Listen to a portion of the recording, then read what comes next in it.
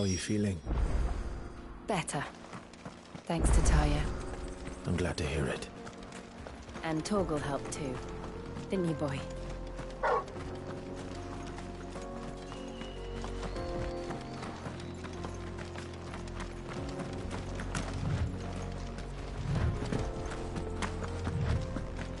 This used to be a trade route for merchants crossing the Scars, till the Republic laid a new road wide enough to let wagons pass, and all official traffic moved there. Leaving this one for those living outside the law. Indeed. I doubt we'll be the only outlaws on the trail today.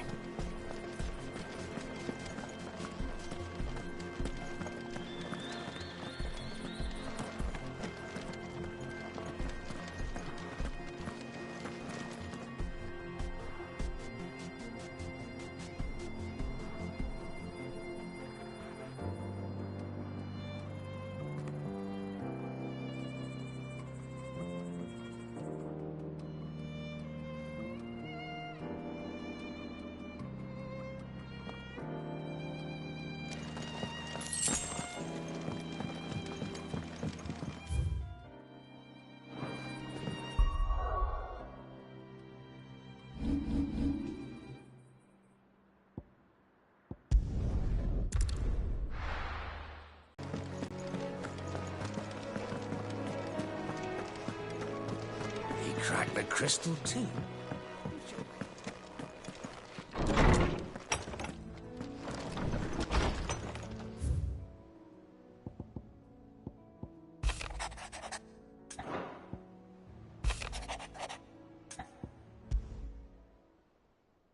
Trouble with the ledgers. Shouldn't he be asking Otto for help?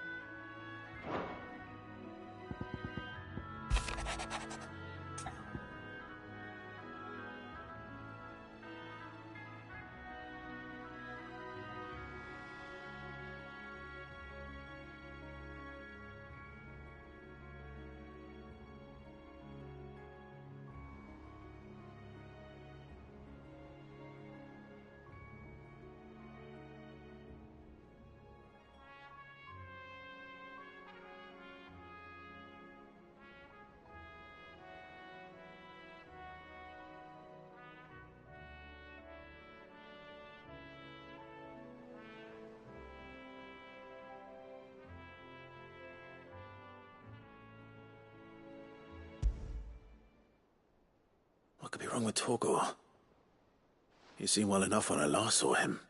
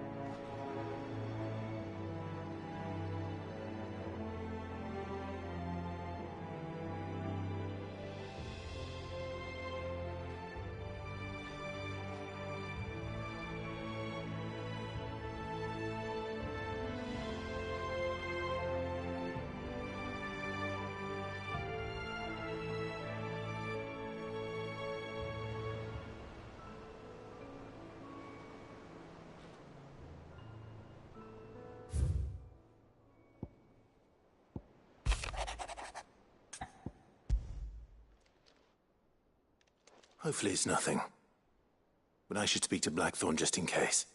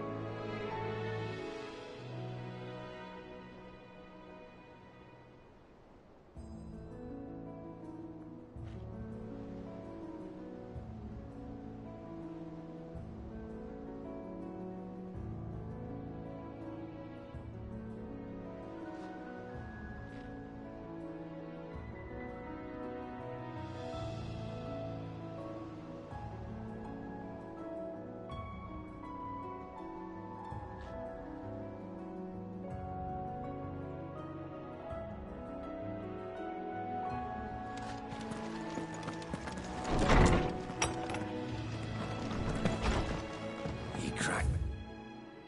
Crystal too? I got your note.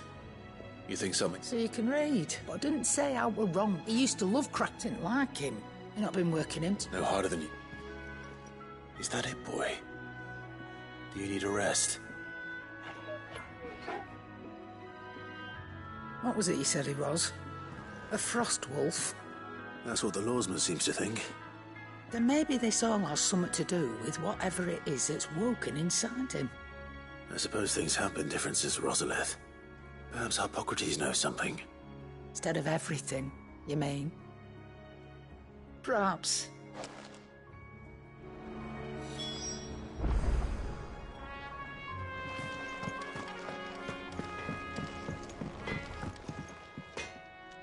Blackthorn. Not really, no. This won't take long. I just wanted to ask how you're getting on.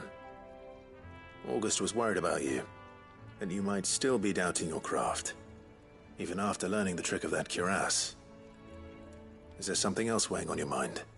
Perhaps sharing your thoughts might help. That bastard's like a dog with a bone. Still, he's got a keen eye, I'll give him that. He's just, well... Karen showed me something. Something I've never seen before. And that was? A sword. An odd-looking thing with a single-edged blade. The metal itself wasn't anything to write home about, but fuck me. The edge on it. You could slice a man clean in two with a weapon like that, and he'd be halfway home before he even realised he'd been cut. So that's what's troubling you. No. Not troubling me exactly. More distracting. Can't stop thinking, how do you get an edge that sharp? It's driving me mad. And if you knew how to do it, we could arm the curse breakers with even better blades. That's about the size of it, yeah. I'll see what I can find out. Sharper swords are always welcome. And we can't have our master blacksmith being distracted. You're a soft touch, you know that. But I can't say I'm not grateful for it. Good luck, eh? Thank you. Let's see what Karen knows about this sword.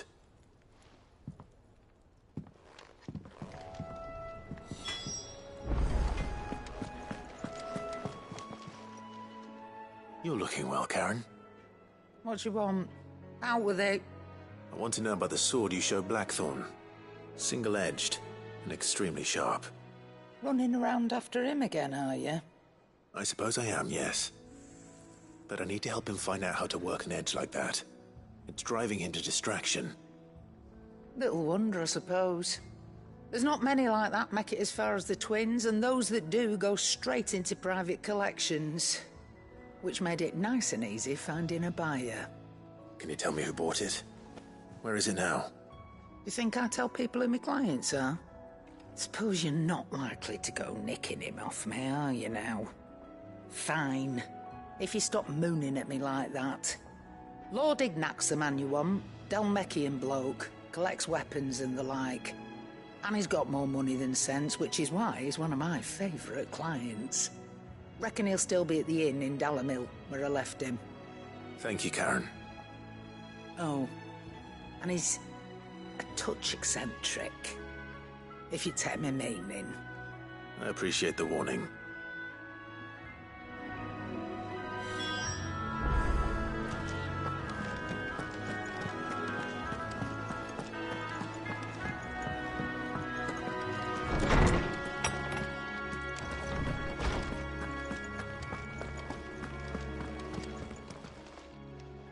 Lawsman, I need to ask you about Torgal. Something's not right with him. He isn't ill, is he? I don't think so. But according to Lady Karen, he seems to have lost his appetite, which is certainly a new development. She says he's hardly been touching his bones of late, and she believes it may have something to do with what happened at Rosalith Castle. I rather think she might be right, though not about his appetite.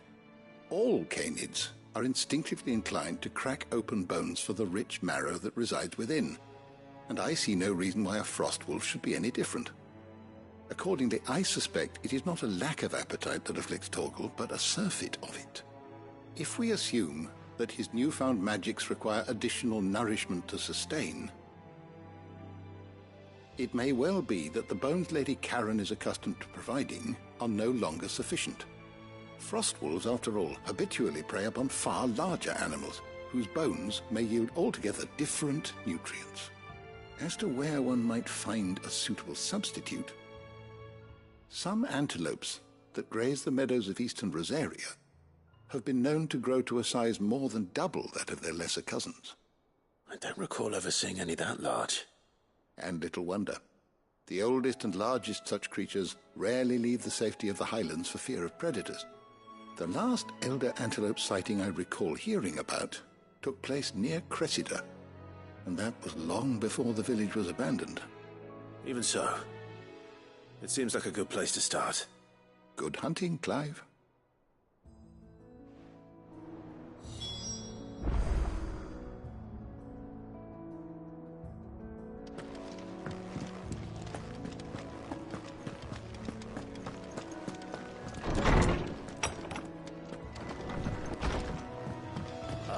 I'm never drinking again.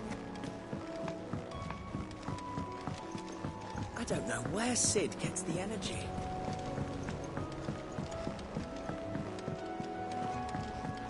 Mid told me she was building a ship.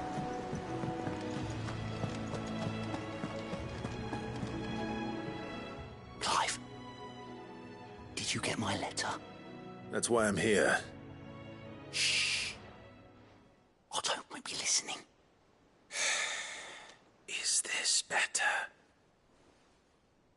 A little. Listen, I've some bad news. It turns out the hideaway may be slightly behind in its payment to certain lenders, and it may be my fault. But I swear to the goddess, I thought I had the numbers square. Sadly, that square turned out to be more of a circle. 0, you might say. I can straighten it out, I swear, but it's going to take some time, and I'm going to need help keeping it from Otto. Bit late for that, I'd say. There you are! What a surprise! So let me get this straight. You forget to pay our lenders what they're due, and instead of coming straight to me, you get Clive to come to you. And I will dig you out of the hole you've dug for yourself. Clive, the man in charge of the place you've been cheerfully trying to bankrupt.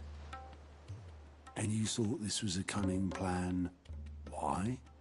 Well, who needs paying? Oh, just Martha. And the dame. And, well, Lady Karen. But only 500 talents. We owe 3 of our most trusted friends 5 million gil. Each. 5 million each. They lent us the bulk of the money we used to rebuild the hideaway, you see, and, well, I must have made some sort of oversight. Those ledgers were my responsibility, and it was my decision to entrust them to you. This is my fault. Do we have that much to hand? I can always ask my uncle. No, we don't. And no, you won't. We've lightened Lord Rosfield's purse enough. After the king's ransom we had off him, he deserves better than to see our begging bowl. Besides, we'll need to learn to stand on our own if we're going to make this work. All right. But that doesn't mean you have to shoulder the burden yourself. Is there anything I can do to help? There might be. How'd you fancy taking these to Martha and the dame? Rocks.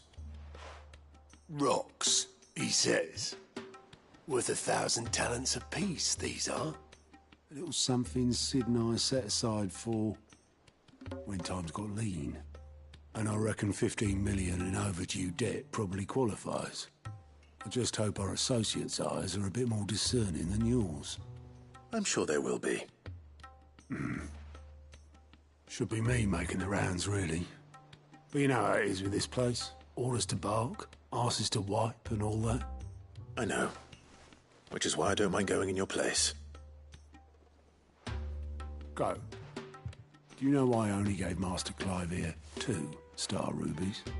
Because you'd rather Lady Karen killed me. Because I'd rather Lady Karen killed you. Yes. Well, I suppose this is goodbye then. Don't worry. I'm sure Karen will understand. Really? Do you think so? No, I don't.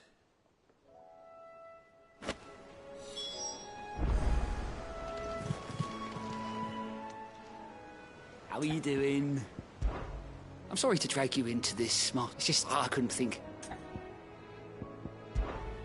Here you go. Think you can help?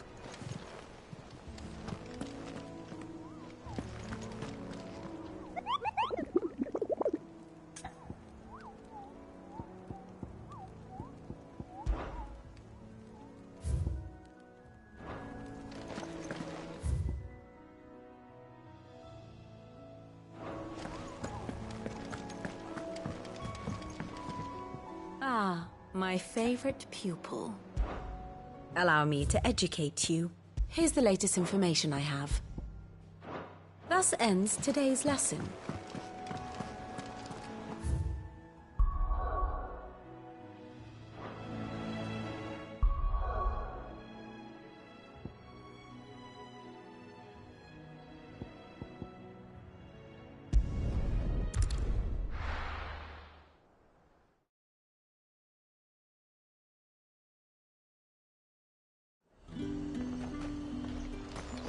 There's talk at the glass gate.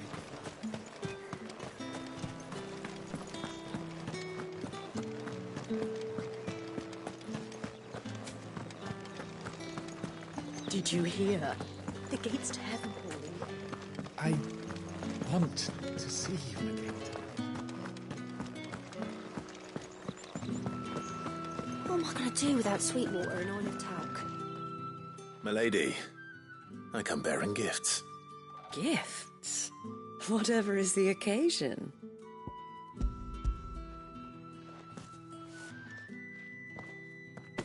Oh my. Clive, you really have outdone yourself. Otto asked me to give it to you. To settle the Hideaway's debt with the Veil. And to compensate you for the time it took us to do so. You disappoint me, Clive.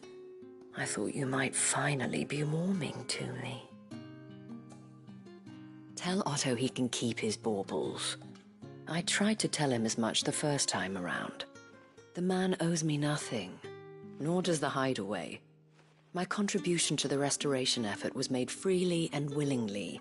It was the least I could do. You once told me Sid did you a kindness. I'd like to do the same. Please, accept it. For my sake. And for Otto's. For all of us. For all you've done. It is rather fetching, isn't it? Very well.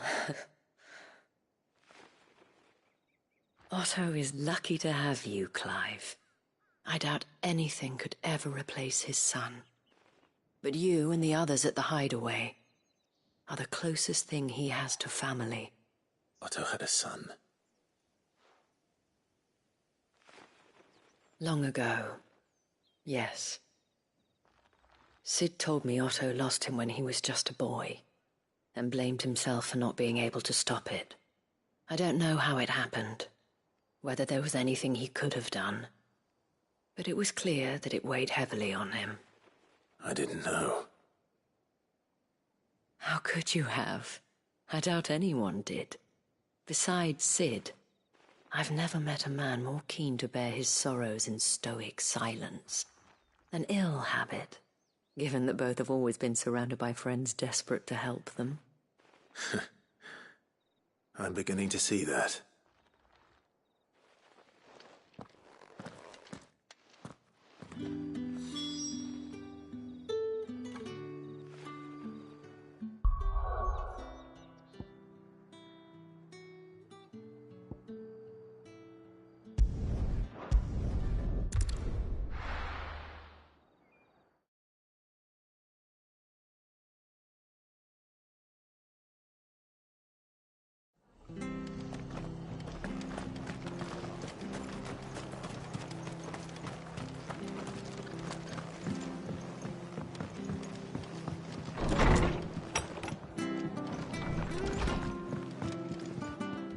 Clive, we weren't expecting you. I wasn't expecting to be here, but it seems we still owe you a considerable amount of coin for your help with our rebuilding efforts. And though I doubt it's what you were expecting, we were hoping you'd take this as payment.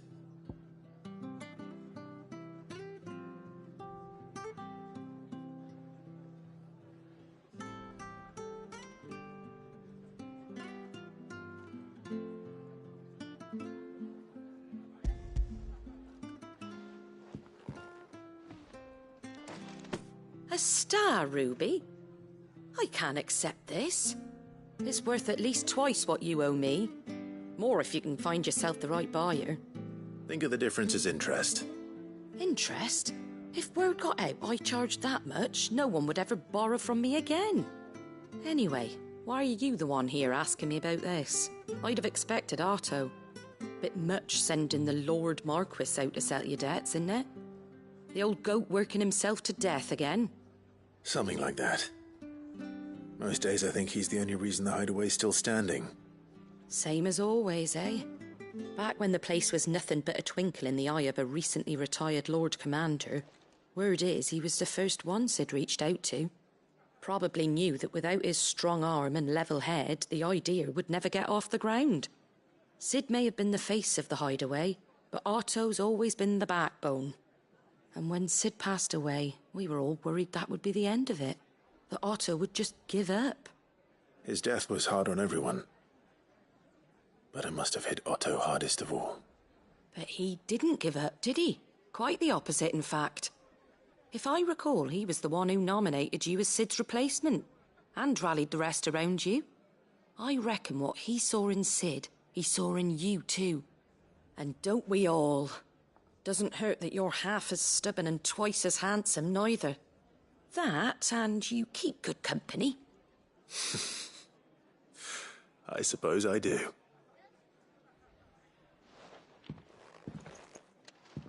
Goat will want to know the stones were delivered, if he's still with us.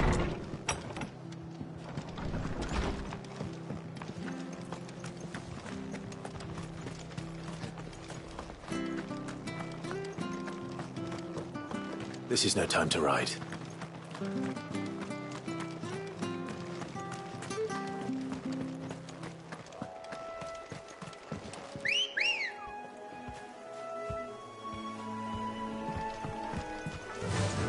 Run like the wind.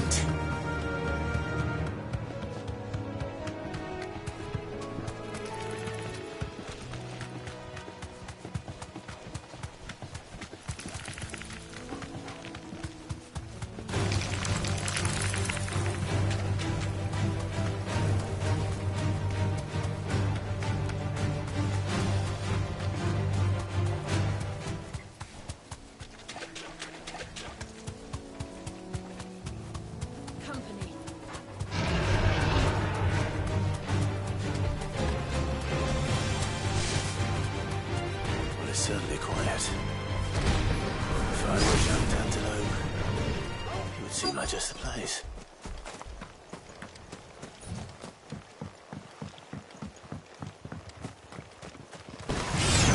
Now we'll find one bigger than that. Hungry, Torgal?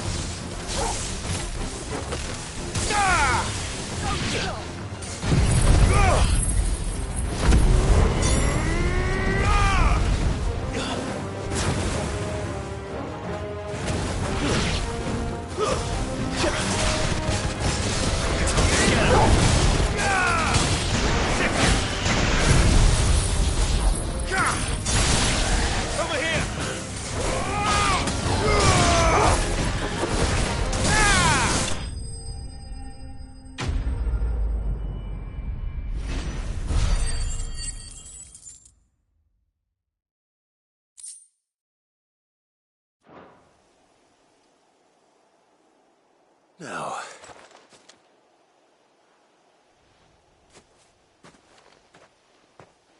will it be enough, I wonder?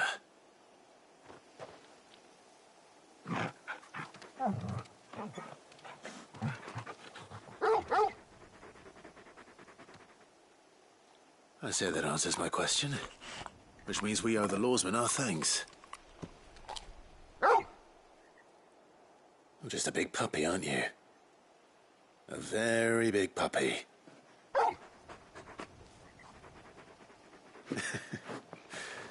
You do know you can take that with you, Torgal.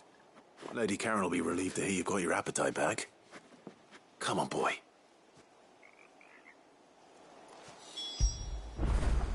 After it.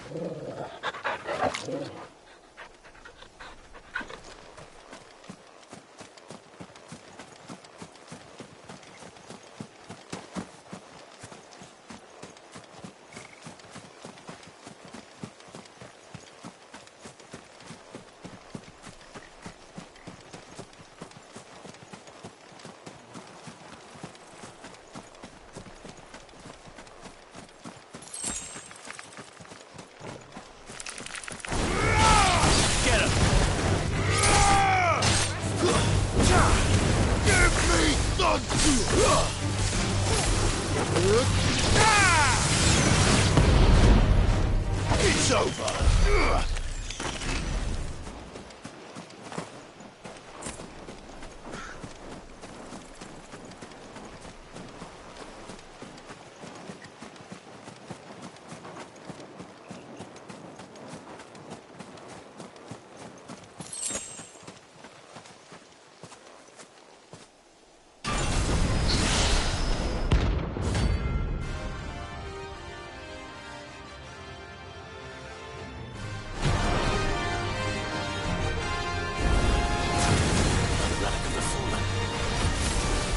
This one has a little more life left in it. All right then.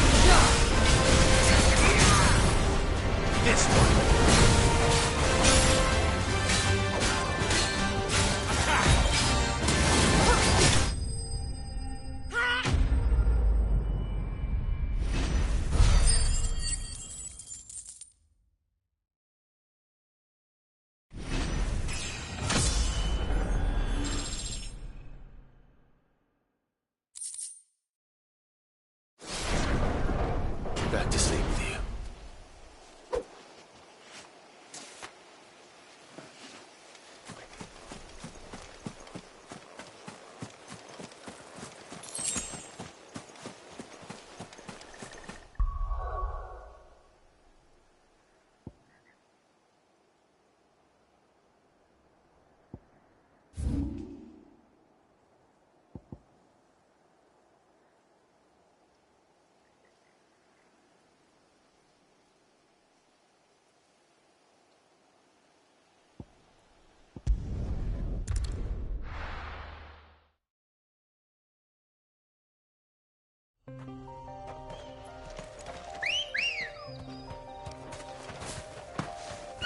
Let's go.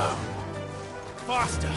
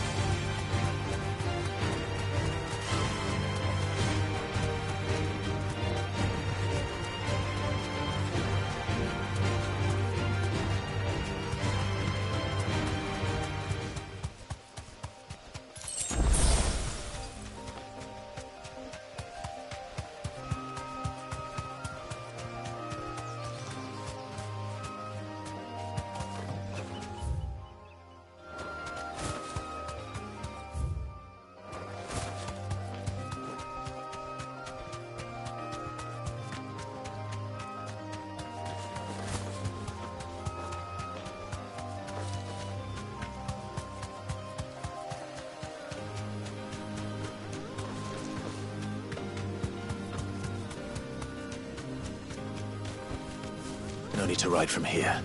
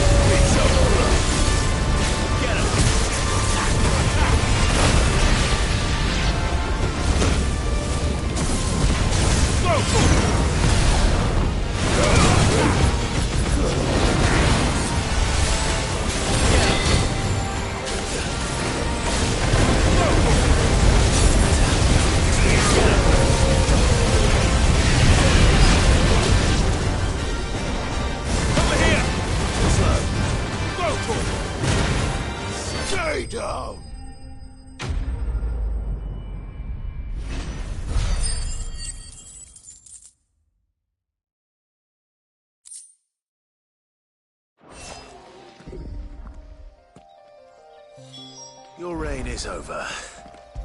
Now to collect the ash. This looks like the stuff. Let's see if there's any more.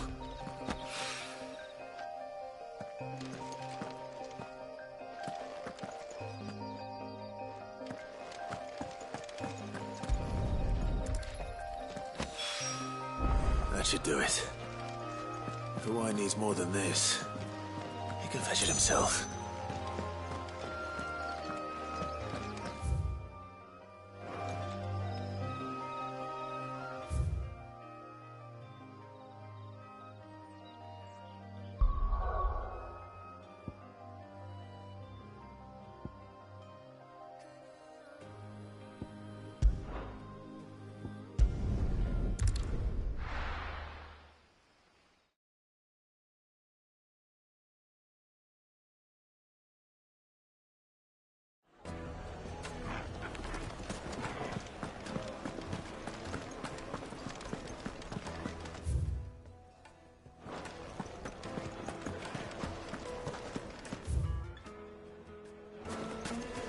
People take notice of wealthy men. Shouldn't be too hard to track down Karen's collector. The Drake's fang is gone.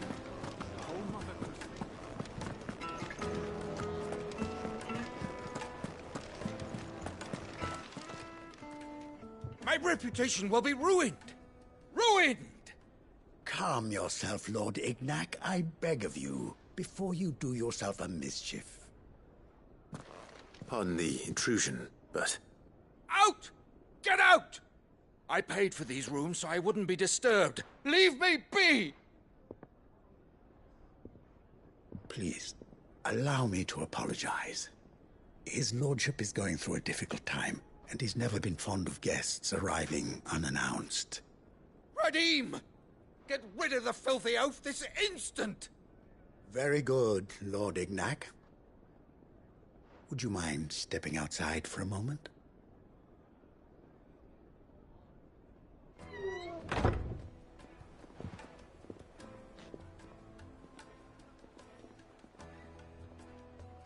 I'm sorry if I've caused you any trouble. That? Oh, no. That's just how his lordship is. Though the morning's events have left him somewhat fractious. He has been dispossessed of his luggage, you see. The thieves also made away with a considerable amount of coin. Coin the innkeeper will soon be keen to collect. I don't suppose a certain blade was among the stolen items. A single-edged sword. It was purchased from a merchant friend of mine. Ah, you know Lady Karen. Yes, I'm afraid it was. Then I'll retrieve Lord Ignac's luggage.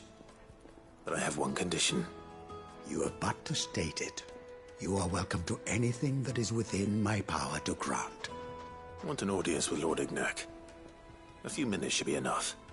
Then I'll be on my way. A condition I would be a fool to refuse. Of course, you shall have your audience. I don't suppose you saw where the thieves went. I did not, no. Though some discreet inquiries made on his lordship's behalf mean that I know where you might find them. The bandit's bed. Every ill-gotten coin in Dalamal is said to pass through that disreputable corner of the Valcroy. And that's where I'm heading. I shall speak to Lord Ignac in your absence, and arrange for an audience upon your triumphant return. That will be very kind of you. Farewell, and best of luck.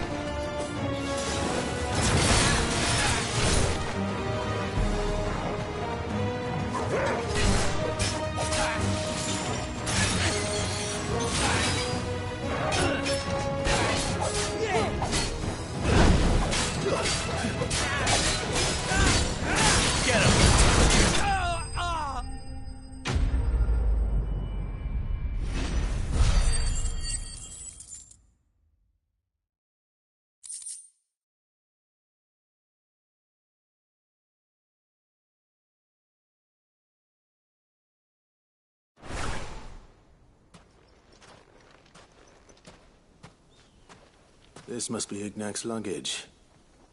Nothing seems to be damaged. All right. Let's get it back to Delamil.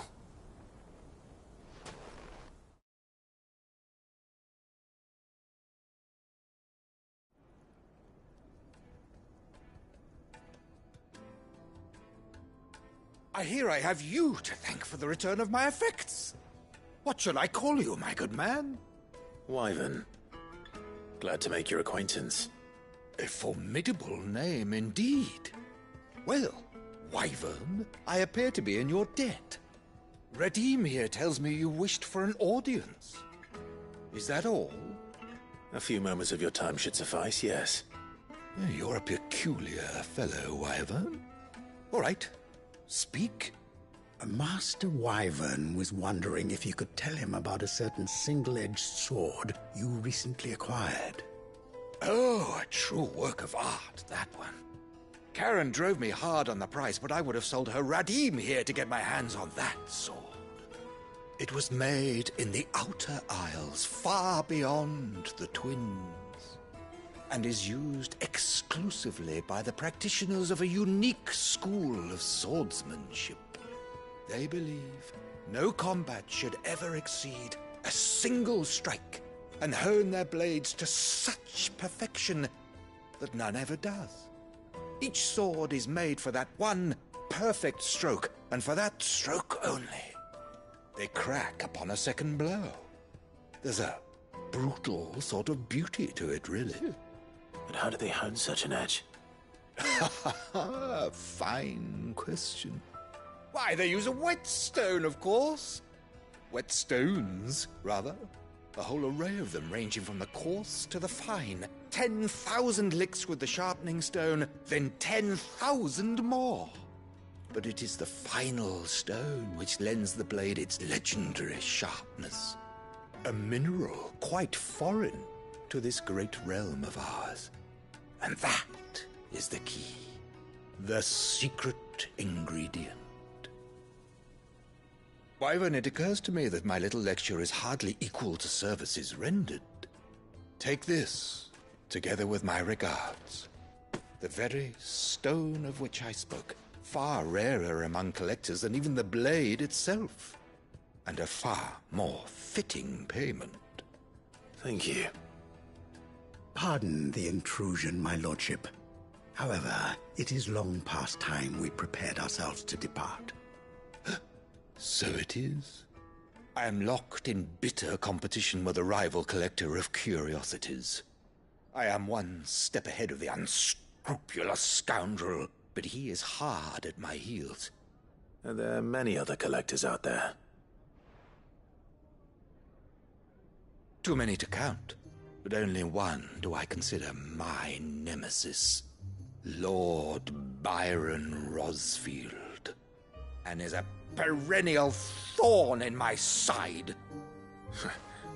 I can imagine. Farewell, Wyvern. May our paths cross again. Radim, we mustn't dawdle.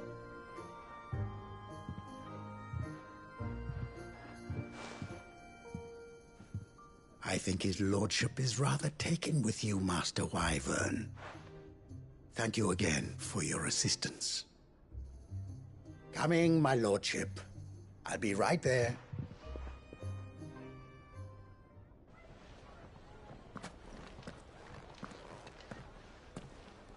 Trust Uncle Byron to find such an interesting rival. Now, Let's see what Blackthorn makes of this whetstone, shall we?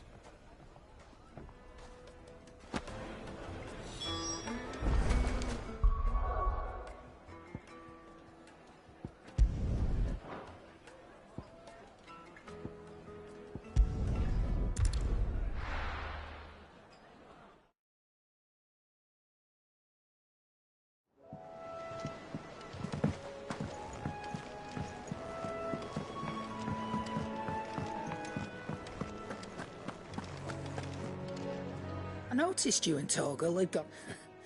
You could say that.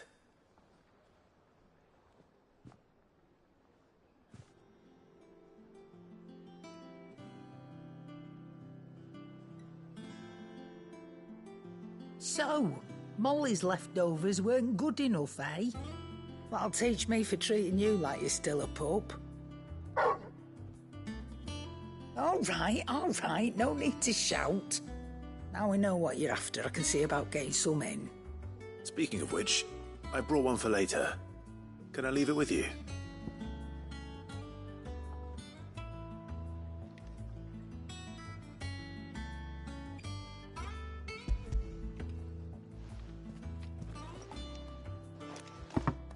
You can, aye. I'm nice like that.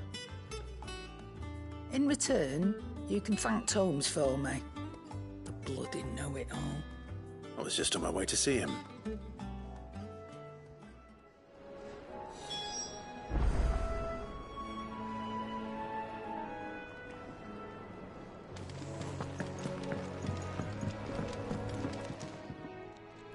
Sorry for the word. Hopefully you'll agree it was worth it. You learned something about that sword, then? I did better than that.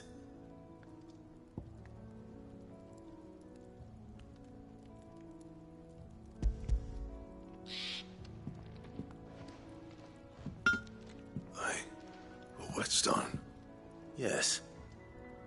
But not one you'll find anywhere in Valisthea.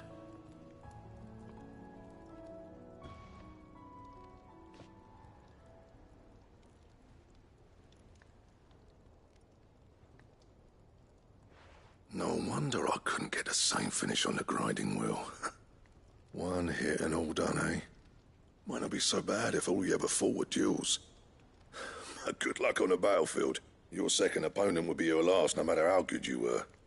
Even so, is there some way it could be used to give the curse breakers an edge? I think so, yeah. With this whetstone and the right kind of steel, I could probably even make a twin of the blade to rattle me. But there'd be no replacing this little rock once I worn it down to a sliver. I reckon we get a dozen swords from it, if that. Swords that the curse breakers wouldn't know how to wield properly, and that would see them through a single fire piece. Nah, no point trying to copy that thing. Be about as much use as a wax anvil. But finishing our blades with a whetstone this fine, now that's something to consider. And what's finer than fallen masonry, eh? Or more hard-wearing, for that matter. Just imagine it. Good Valisthean steel with an edge as sharp as any found in the Outer Isles. I won't make a copy, nah. I'll make something much better. I'm sure the curse breakers will be delighted. Just don't push yourself too hard. Don't you worry about me, sunshine. I've been working day and night since I was half your age, and I'll still be here when you're long gone. Hey, thanks, Clive. I mean it. I owe you one, August too. It's good to know someone's looking out for me. He'll be happy to hear you said that. And I'll see that my debt to you's paid. First new blade I make's got your name on it. You come and find me when you've got the materials. All right. I will.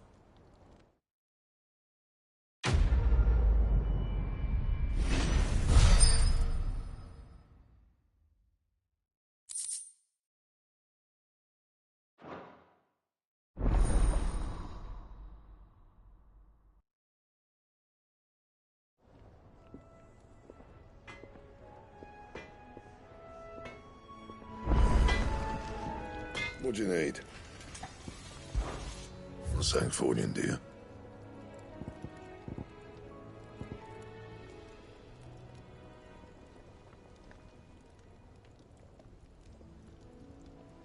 Don't waste my time. You ain't got the stuff. That it? Fine.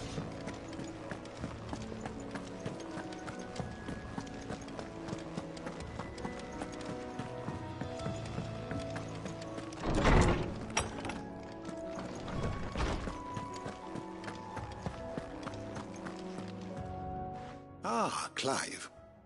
Were you able to locate your quarry? We were indeed, Lawsman. You pointed us in exactly the right direction. And Torgal's been a very happy hound ever since. Very good, very good. Lady Karen sends her thanks, by the way, for your part in solving the mystery. Ah. But that reminds me. After your last visit, I found myself pondering Torgal's talents. Do you recall our conversation concerning Lady Jill's role in Torgal's transformation? About how she somehow woke the power within him. Precisely that. A reasonable conclusion, I thought, but one which raised certain questions in my mind. You see, the Fenrir of legend served Shiva and Shiva alone, and while the powers attributed to him are certainly impressive, the records imply they are somewhat different in nature to those you described Torgal as having used. What are you suggesting? That Torgal may be the beneficiary of more than one icon's power. Consider that in addition to Lady Jill, he has served as a loyal companion to you, your brother, and even the late Cid. In short, the icons hitherto near at hand, or should I say at paw, have been diverse and plenty, and that number has only grown as the realm's dominance have fallen to your sword. One can but speculate as to how all of this has affected Torgal. He has seemed more fierce of late. And if I am not mistaken, he will grow fiercer still. We are fortunate indeed to be able to count him amongst our allies and not our adversaries. Oh, he's more than an ally. He's a friend.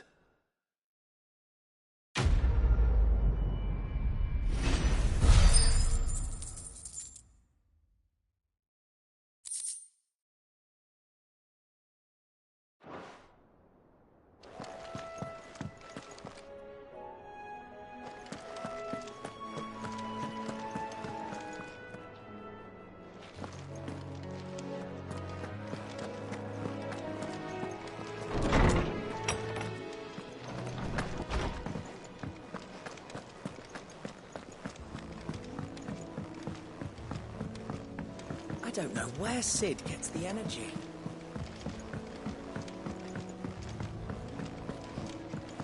Mid told me she was building a ship.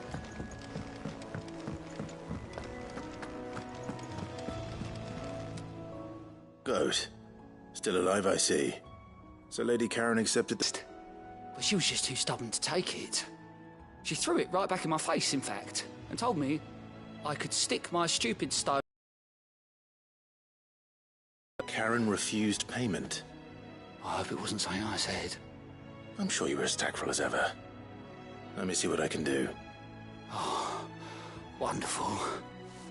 I hope you have better luck than I did.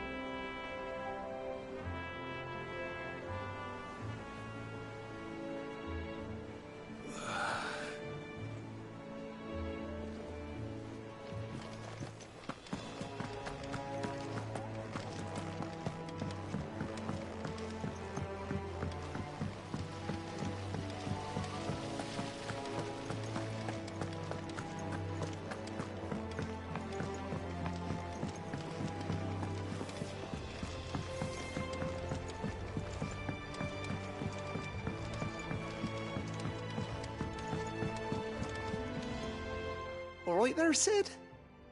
How's that hunt for the bomb ash going? I have it here.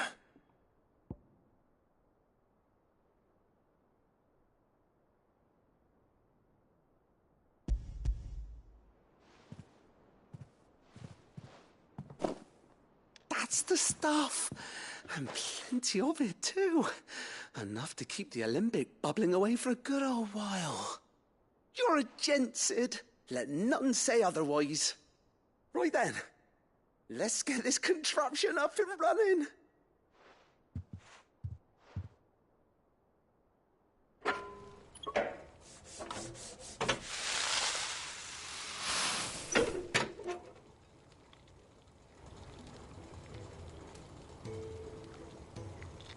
There we have it. The Telemon Alembic. And it works just like the chief said it would. Very impressive. Says the man who cut down a burning boulder. Speaking of which, I still haven't returned the favor. There's no need. The good it will do for the hideaway is reward enough. Don't be silly. Why don't you let me take a look at that bag of yours? The one you keep your potions in. Reckon I could work some magic on that. What kind of magic? Well, we happen to have isolated a substance in our test run of the Alembic that I reckon will make even the toughest leather supple as anything. Thought we might use it to breathe new life into old boots and the like. Save the hideaway a few gil. Ah, I reckon if we slap a bit on your bag, it'll loosen it up enough for you to squeeze in a bottle or two more. Well, it can't hurt to try, I suppose. That's the spirit. Leave it with me. I'll only be a mo.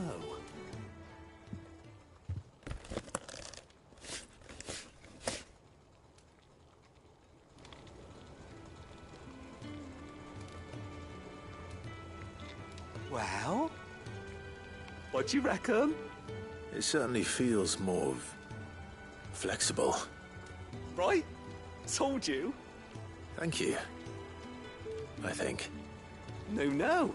Thank you for supporting Mid and the rest of us in our endeavors.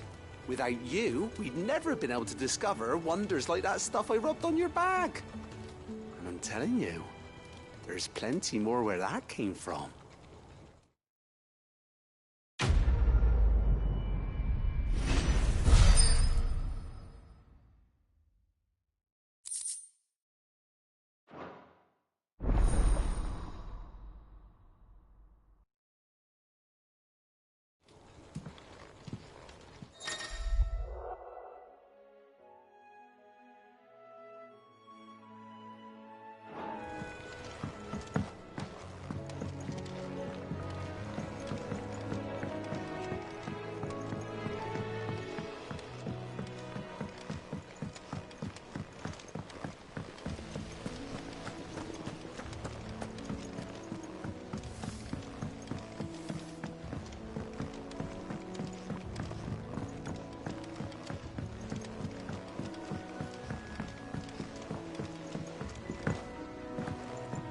I went up to give some greens to the chopper. Back, are you? Not saying Fordian, do you?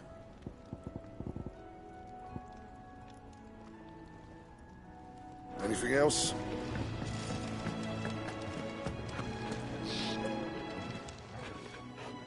Lady Carrot Goat tells me you weren't happy with our offer. Would you prefer the debt was repaid in coin? What debt? I don't recall lending any of you lot me hard-earned gil. I may have tossed a talent or two in the hideaway's coffers, but those were donations, and you can hardly call it charity if you go asking for it back. Of course not. But one good turn deserves another. And our circumstances have changed.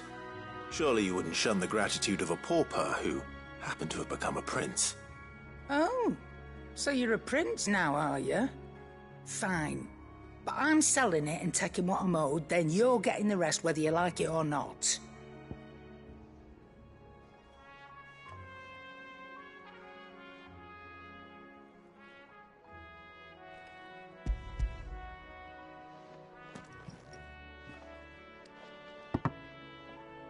Where'd you even get this? A decent trader might nab 1,000 talents for a star ruby. A canny one, meanwhile, might claim it were nicked from the belt of Sid the Outlaw himself and ask twice as much.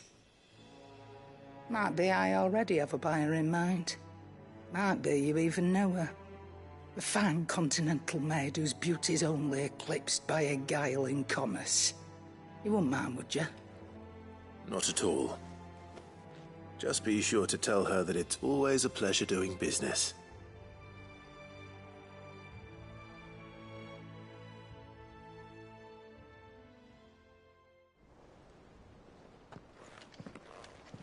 I hear you ended up delivering all 3 stones.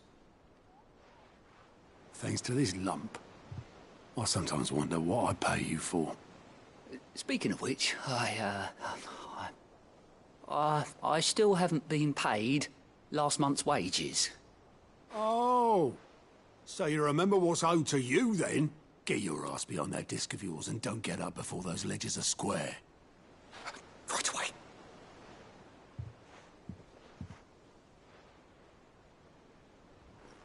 I've seen that before. You have, yeah. Plenty of times. It was the only goblet Sid ever used. Either out of habit, or because the filthy sod couldn't be bothered to find a clean one. I knew so little about him. Like most people. Martha and the Dame both seem to have fond memories of him. I bet they do. How long did you know Sid before he... Before he died? 20 summers, give or take. Back in the day, I was a purser on a trade ship, which is where I met him. He bought passage to... I forget where. And having nothing better to do on the long nights, we set up drinking island rum till the morning bell dragged me back to my duties. Quit my post not long after that, on account of making a fine maiden's belly fat. But me and Sid stayed close, promising we'd one day sail the seas again. That was before fate stepped in and said she was having none of it. The magic woke inside my son soon after his first name day, and there was no hiding his nag. Couldn't you and your family have... My family were the ones who summoned the constable, wanted the monster taken away. I couldn't turn my back on him, forget what I felt, and I couldn't for the life of me understand how they could. Luckily, Sid was of the same mind as me. It was him who stood beside me when all I wanted was to tear the whole world down. Him who cried for me when I had no tears left of my own.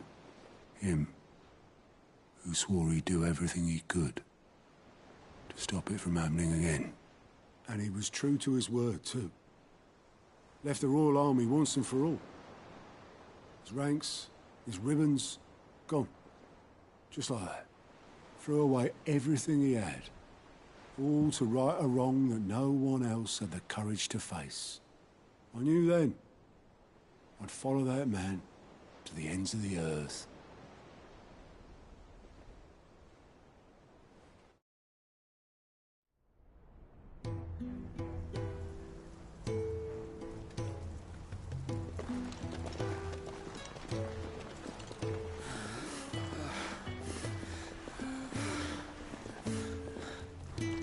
He was always too clever for his own good, was Sid. Saw the world for what it really was, while the rest of us were content to go along with the lie we were shown. And it can't have been easy, bearing that burden alone.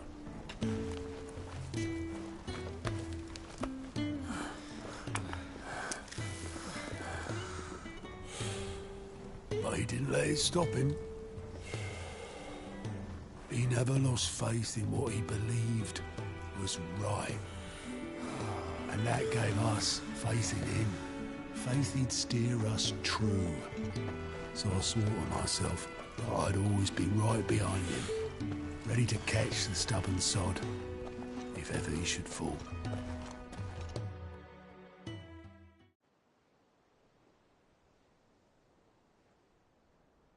But I couldn't even do that.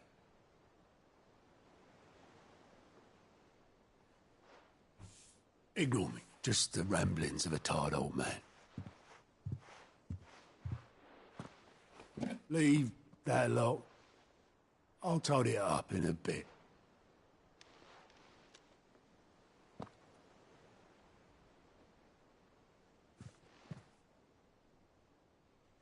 This is Sid's handwriting.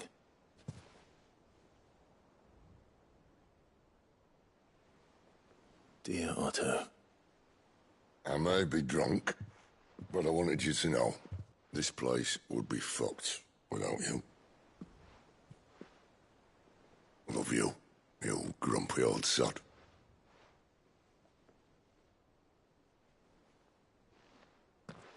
This note. Hmm? What about it? Sid was right. Without you, we'd all be lost.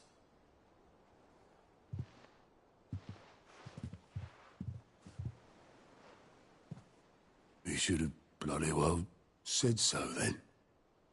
Just once. Before he went. But then, why would he? Him, or anyone? I'd only have told him to piss off.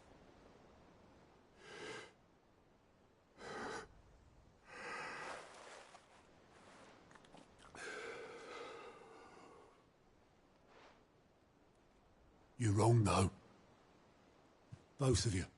It was never just me keeping the hideaway afloat. It was all of us. I just shoved people in the right direction. I barely seem to be able to do that anymore.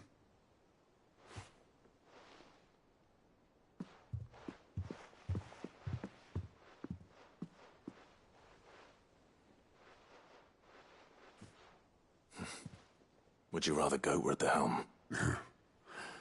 Well, maybe I've got a few more years left in me.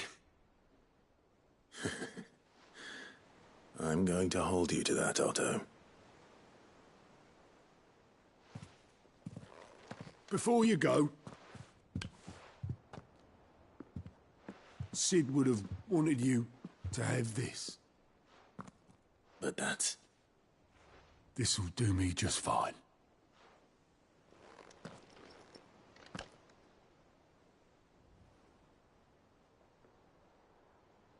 Thanks for the ray of sunshine. I'll see if I can't pay you back. Already have.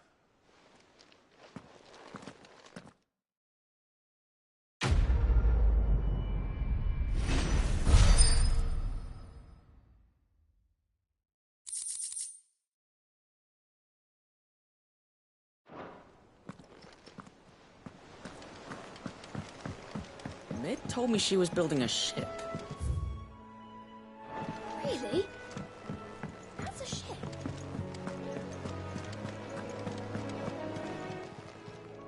Welcome to the Patron's Whisper.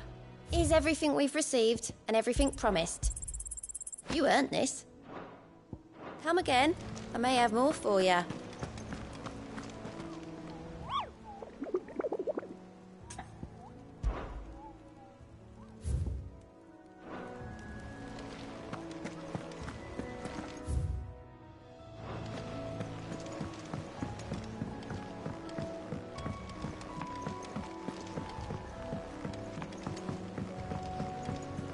I don't know where Sid gets the energy.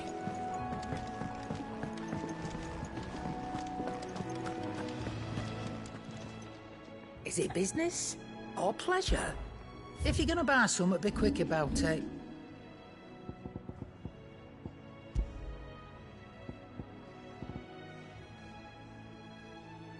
Come again. Or don't. I'm not much bothered either way. Fuck, are ya? What do you want?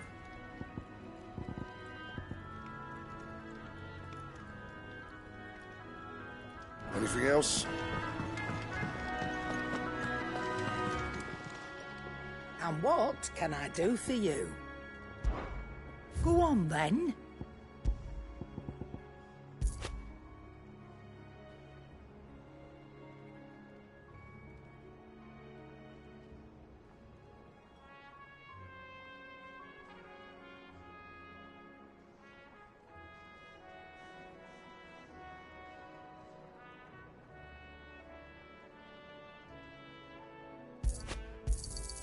It'd better all be here. What do you need? So, what'll it be? No scratches, all right?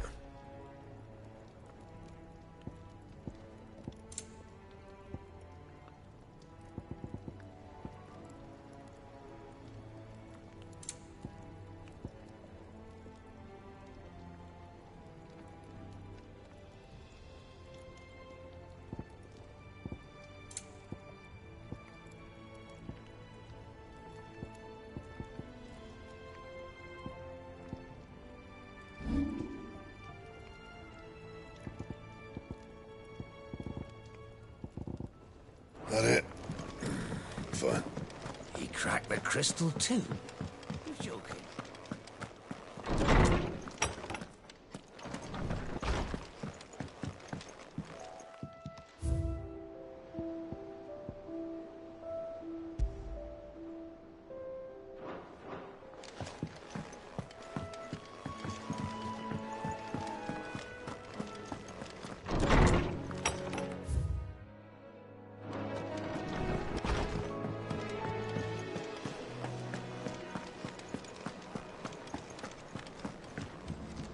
You look like you could do with a drink.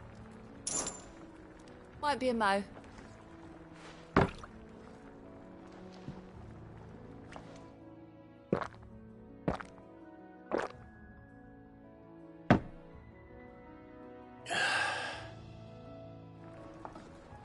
Oh, you're not leaving already, are you? Welcome back, Sid. How am I getting on? Ah, about as well as you'd expect of a barmaid. And it'd be worse than that if Molly here didn't make the best stew this side of Stone here. Even if it is mostly just yesterday's leavings. Don't tell her you heard that from me, though.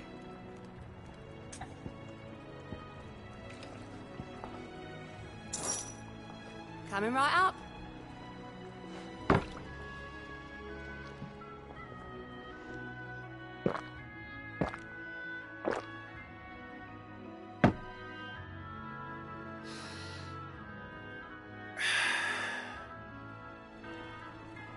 Oh, keep your mug handy.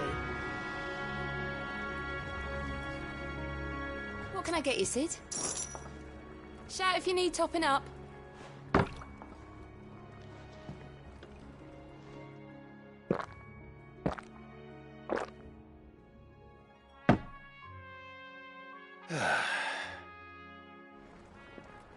Don't be a stranger, Sid. You look like you could do with a drink. The usual, then.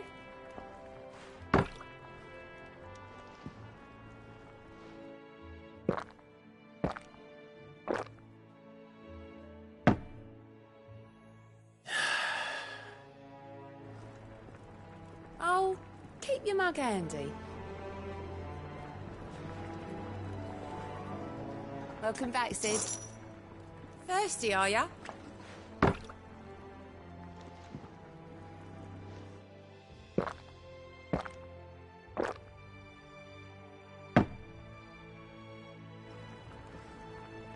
Tell me, Sid, have you ever thought about trying the wine? It ain't half as sour as that swill, and it'll get you tippled twice as fast. Speaking of which... You know that friend of yours over in Lostwing? What's his name? Kenton? Quinn? Quinston? Anyway, the red from his vineyards is some of the finest in Storm, which is why it's worth an emperor's ransom, and harder to come by than a cup of Grieger's tears. But you ever wondered why that might be? 'Cause I heard It's down to the fact that he buries the bodies of anyone who crosses him under the trellises, so the vines can soak up their blood. That can't be true, can it? Can... what? Oh, you weren't even listening. Of course I was. That was... very interesting. Oh, you're not leaving already, are you?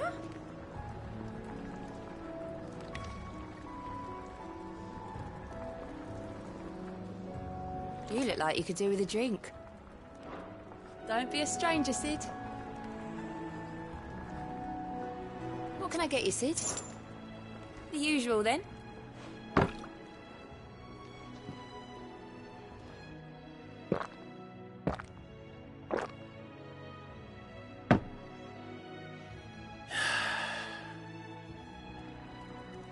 Oh, you're not leaving already, are you?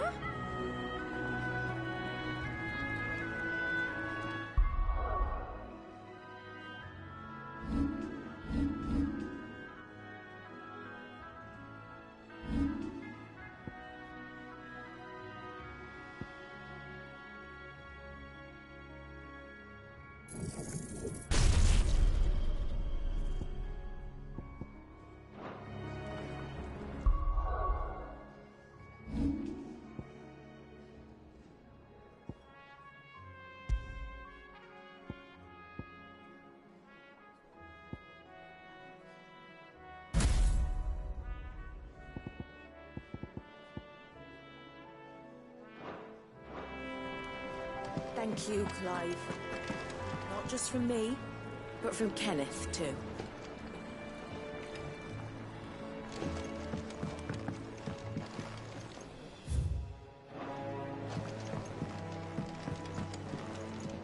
You look like you could do with a drink. Shout if you need topping up.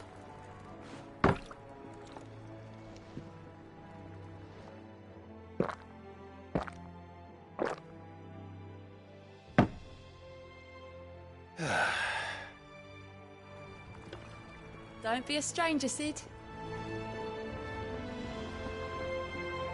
What can I get you, Sid? The usual.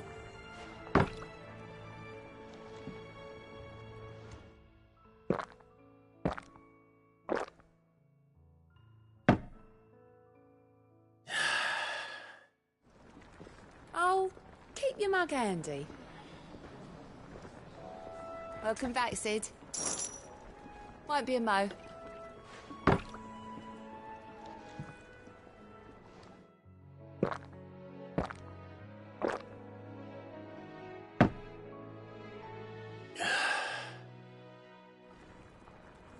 Oh, you're not leaving already, are you?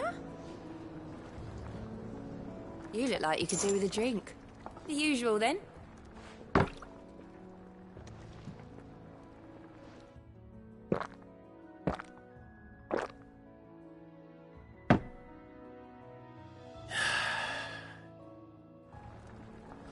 Oh, keep your mug handy. What can I get you, Sid? Shout if you need topping up.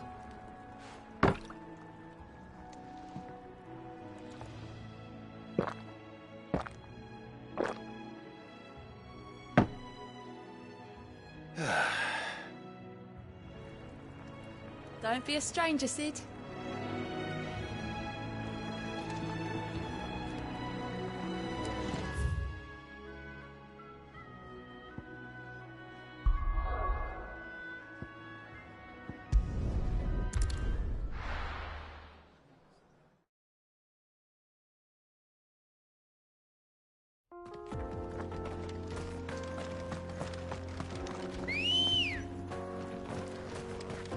Good girl. Fly, Ambrosia.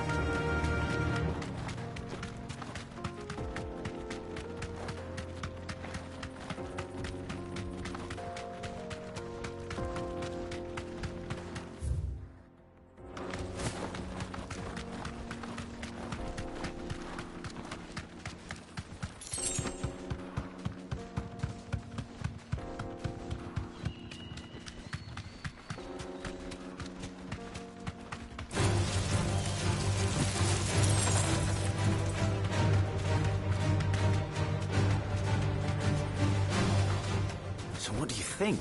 Thanks, Gal. We'd be lucky to make it out alive. Really? It's as bad as that? Oh, aye. There's trouble up ahead. And too much of it for us to handle. I take it there's danger on the road. Oh, what about this fearsome-looking fellow? You think he'd be equal to the task? Well, no doubt. Assuming he's willing to hear us out.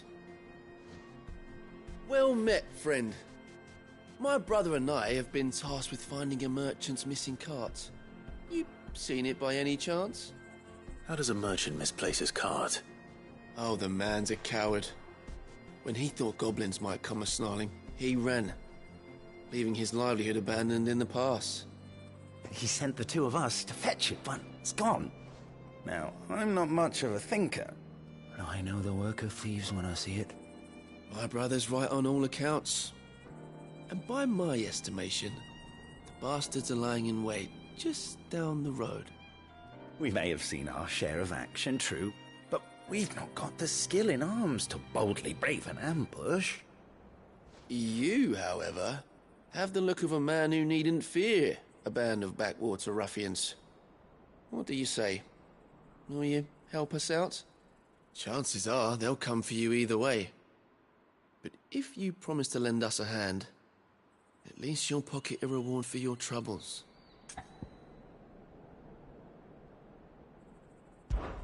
Well, if I'm going to have to deal with them anyway. You've clearly got a fine head on those broad shoulders. We're lucky you came along. Now, hoping to make a heavy purse in Bocklad, our merchant friend loaded his cart with as much as it would carry. Reckon he won't be forking over the rest of our fee if we don't find those goods. So, while you're seeing to those bandits, you keep your eyes open. All right. Just don't expect me to drag the cart out of there myself. No. You can leave the cart to us. You just put an end to those bandits and point us in the right direction. You do that, we'll take care of the rest.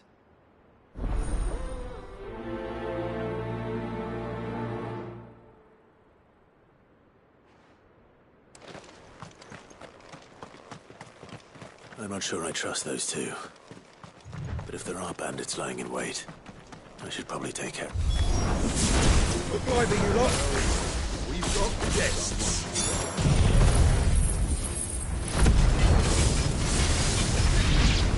These must be our bandits.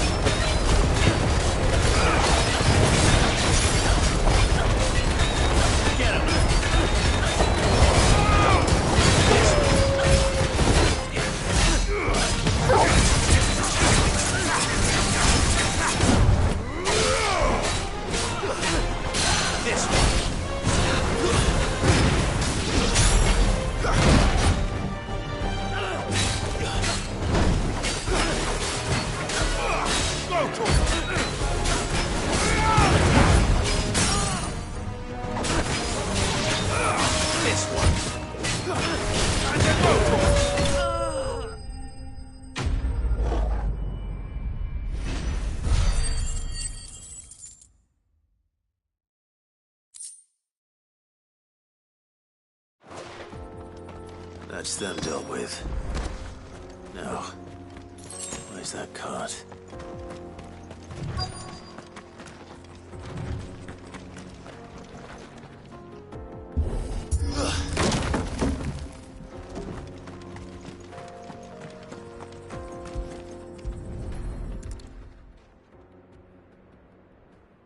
Getting all of this out of here will be a nightmare.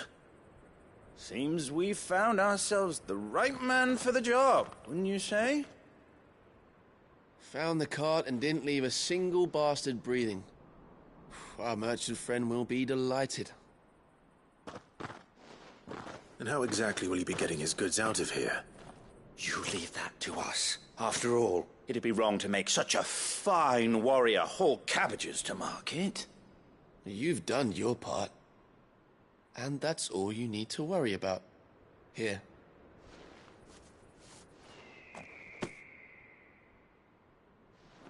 It's been a pleasure. Now piss off. There's no need to be so rude, brother. What if we want his help again next time?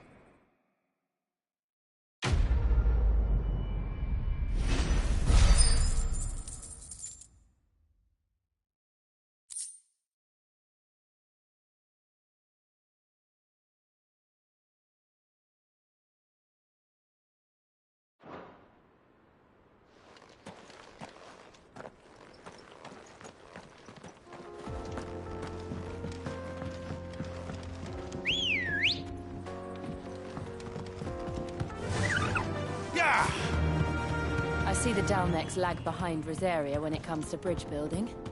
The fallen ruin should hold, at least. The path continues on the other side.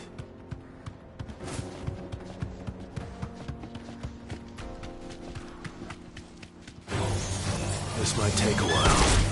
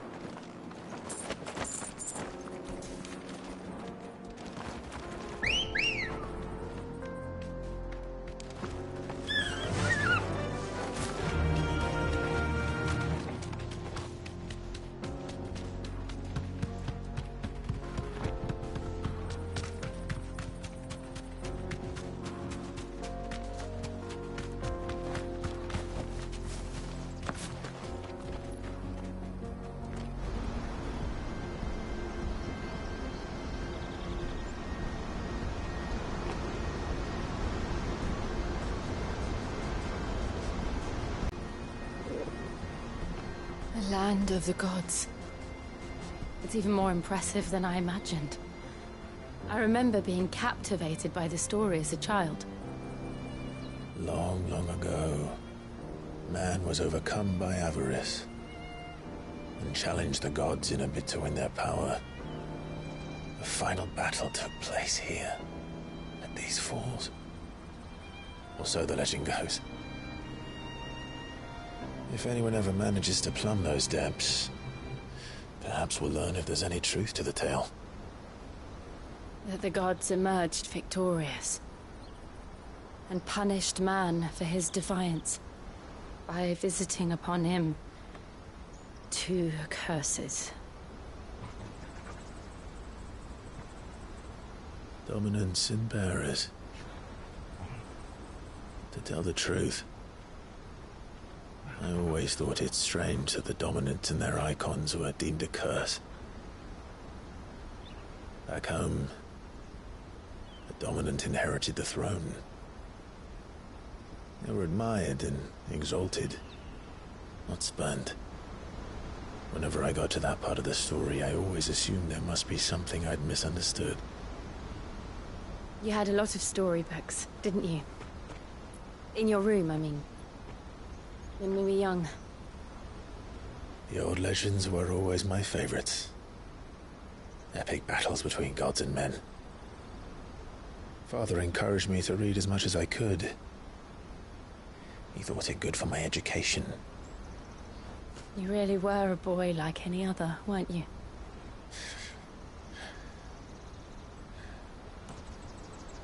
Just look at this place. It's enough to make you believe the legends are true. I know.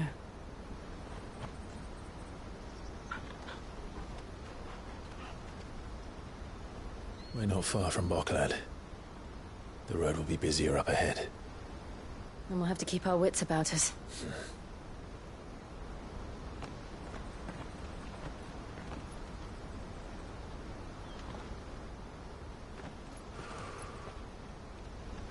Clive? Something wrong? Nothing. It's nothing.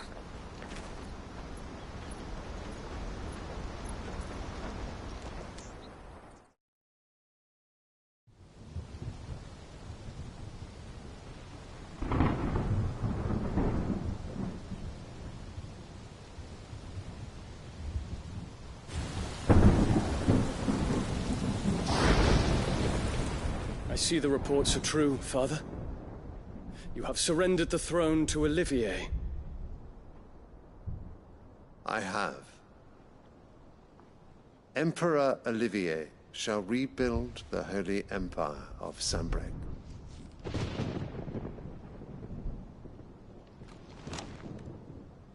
How is he to rule an empire? He is but a boy.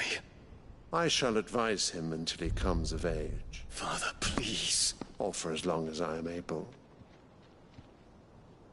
The empire we seek to build needs young blood to rule it. There is other news, Dion. Hugo Kupka is dead, and Drake's Fang destroyed. The pillars of the Republic have fallen. Ere long, the Imperial banner shall fly over every city in Storm. And then Valisthea. All shall bow before their Emperor. Father, these are the words of a tyrant. They are the words of a god. The Emperor whom I gladly serve. Great Grieger, made flesh.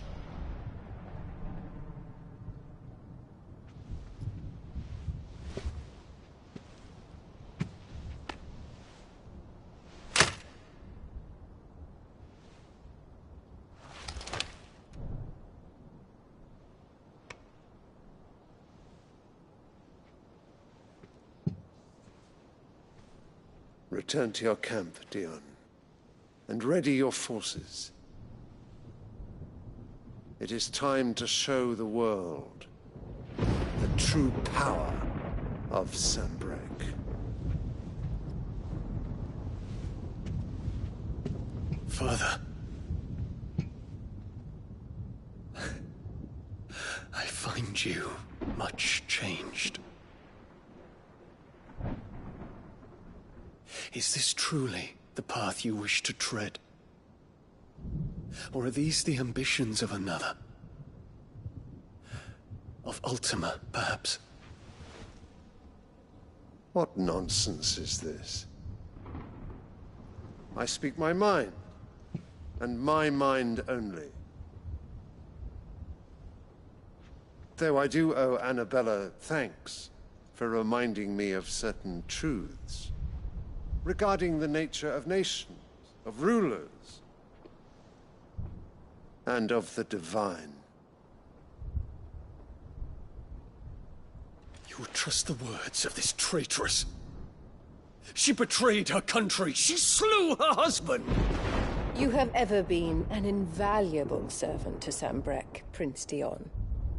I trust you will continue to serve your Emperor in the wars to come.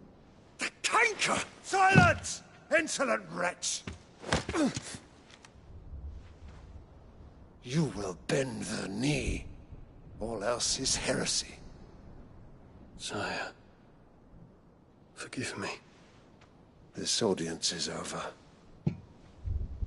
Come, your Radiance. The Rowena Syndicate awaits your pleasure. Oh, not another meeting with silly old men. They're so boring. I'm hungry, Father. Can't we have luncheon instead?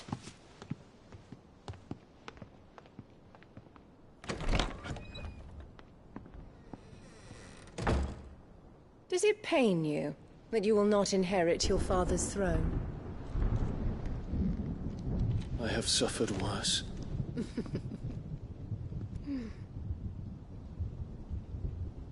Count your blessings, Dion. For a base-born child to be chosen by Bahamut is miracle enough. You have risen high on his wings, but you shall rise no higher, lest your impure blood stain the throne. What do you know of my blood?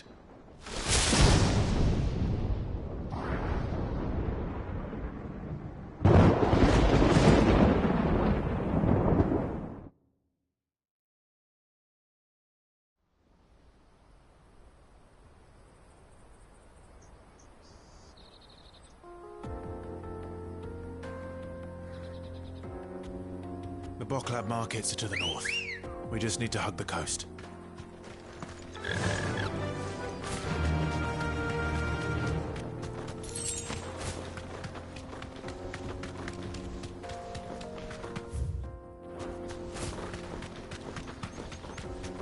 Infiltrating the Dominion won't be easy with the Imperials on high alert. No. His Radiance has lost one capital already. We can be sure Sylvester will do everything in his power to hold on to Twinside. His troops are well-trained and increasingly battle-hardened. But it's not as if we can wait for the siege to end.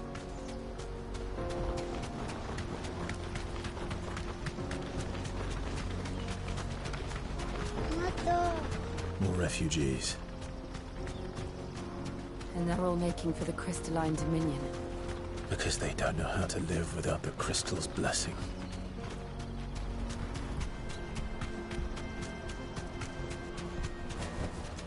No need to ride from here. There are no crystals here. This is where we're supposed to meet Goots, isn't it? That's right. He said he'd wait for us here after replenishing his supplies. I dare say he'll have finished by now. Let me carry your goods. I'm cheap. Peaches and pears. Beets and beef.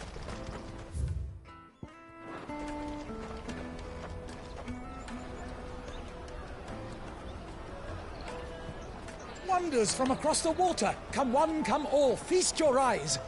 Good sir, can I interest you in...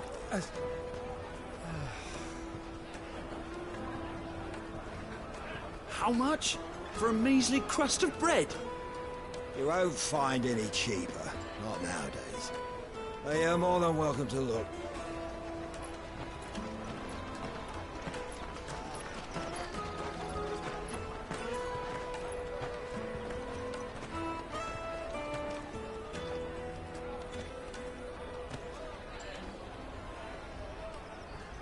The Empire's unlawful and illegitimate occupation of the Crystalline Dominion is still in effect. Only those whose business in Twinside has been officially approved by the Republican Army will be permitted to cross the border. All who seek entry are to form a line and ready their documents for inspection. Looks like we aren't the only ones who are eager to leave. And they're checking everyone. Can't you make an Not exception? for the likes of you. We won't get through without that pass. Let's go and find Good, shall we?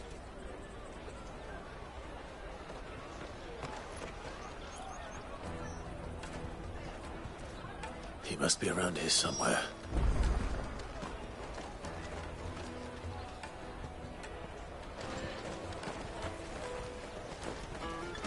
You won't find anything of this quality in Twinside.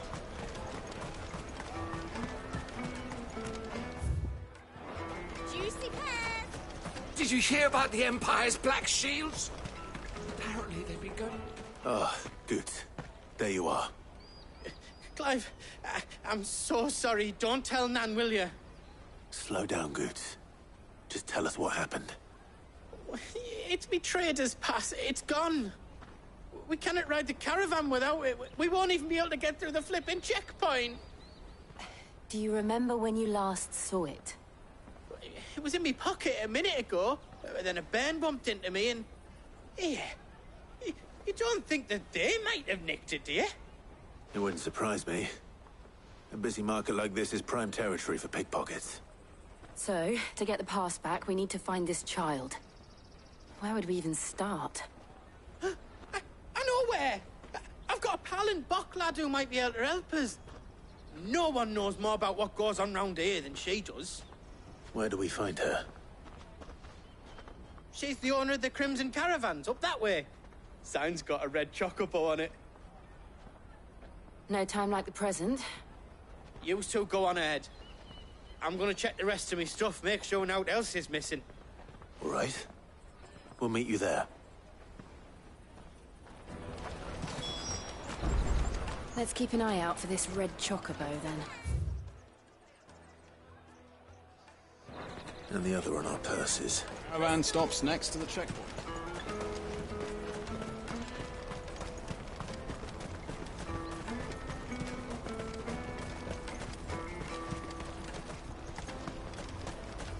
Out of my sight, wretch! I've no... What are you looking for?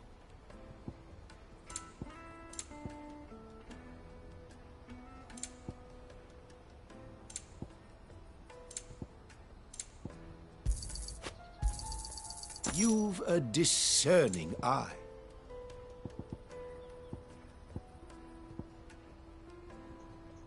Farewell.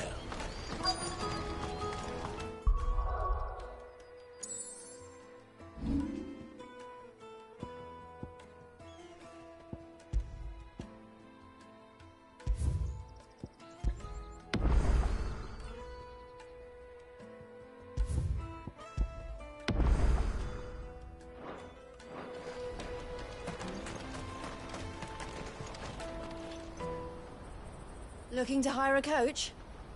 It's 10 million for a two-birder to the Crystalline Dominion. Take it or leave it. Oh, we're not here for that. Then I bid you good day. Oh, wait! Don't go, El.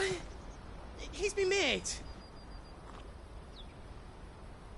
As I live and breathe.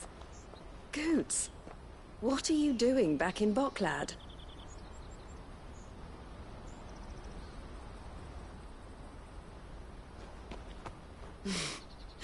I gather Lady Karen didn't send you.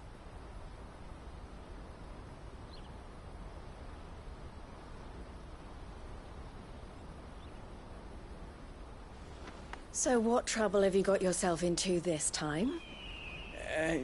It's me trader's pass. It got stolen. By a little bairn. Of all the... You're the size of a marble. Honestly. Ugh. Goots told us that you know the markets well. Might you have an idea which little bairn could have done this? We don't intend to punish them. We just need our pass back. Then, we can be on our way. I see. So neither of you has a trader's pass either. Not that anyone would take you for traders, but I suppose that's why you came to me, correct? Now, I can't say for sure who took your pass, but I suspect I know why they did it. Let me explain.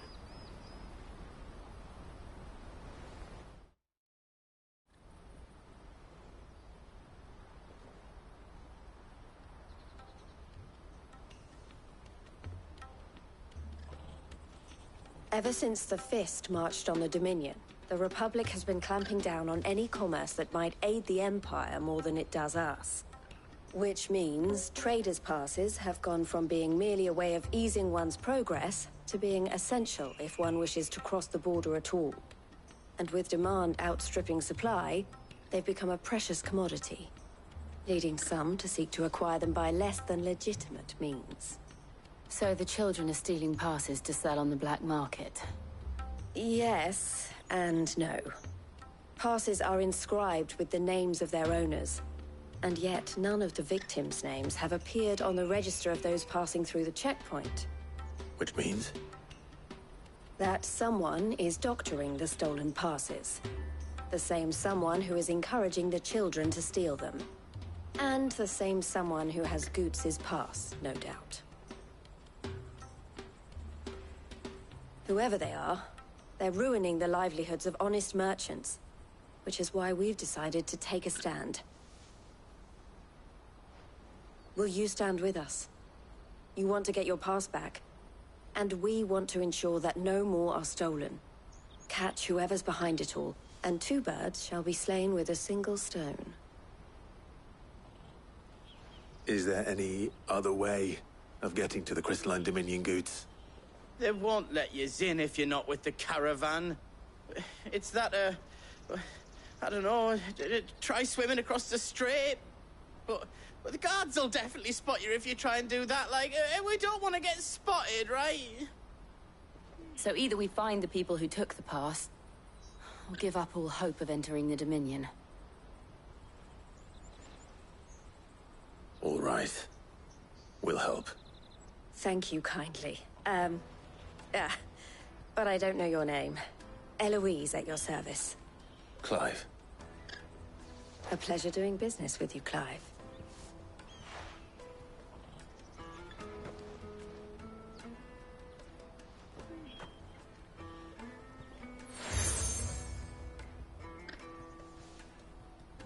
The proprietor of the furniture makers by the coach stop is spearheading the search. Wear that, and he will know you for a friend. I suggest that you speak with him first. The furniture makers. Understood.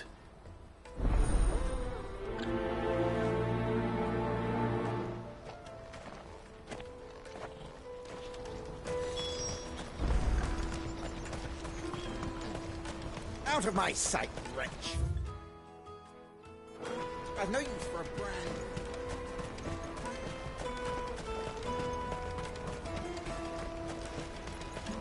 Come on, come on! Jug of snake spit for the road? Juicy pears! Snake your fun! Are you the furniture maker? Looking for something in particular? Ah, Eloise collared you too, eh? Then I expect you want to know more. She told me you were leading the hunt for the pickpockets. What have you learned? For one, that they're targeting the traders carrying the biggest packs. Harder to watch your back, see? And less chance of the mark giving chase if they're spotted. Not that they'd be likely to catch them. Those imps know every inch of this warren like the backs of their hands. Their eyes must have lit up when they saw Goots. The fishmonger round by the gate's been trying to track down the children involved. You should go and have a word with her. Thank you. We will.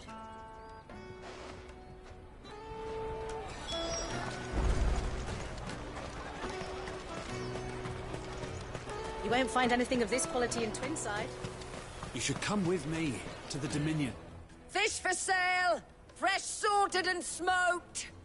Can I interest you? Ah, sorry. Message from Eloise, is it? She's asked me to help her. To help you find the pickpockets. Is that so? Suppose I better tell you what I know, then. For one, this isn't a family operation. All the traders say the children who stole their passes were dirty, dressed in rags. Street urchins, by the sound of it. We get a lot around here. Orphans from the wars. A few, perhaps. You saw the refugees gathered by the entranceway? They're all looking for a new start in the Dominion and beyond. Some of them take it as an opportunity to rid themselves of unwanted baggage. The shame of it. Whoever's behind this would have to have made themselves known to the children at some point. And so should we. You should start with the children around here, then. I doubt they're the ones involved, but they might have heard something. It's worth a try. All right, then. Questioning children. How hard can that be?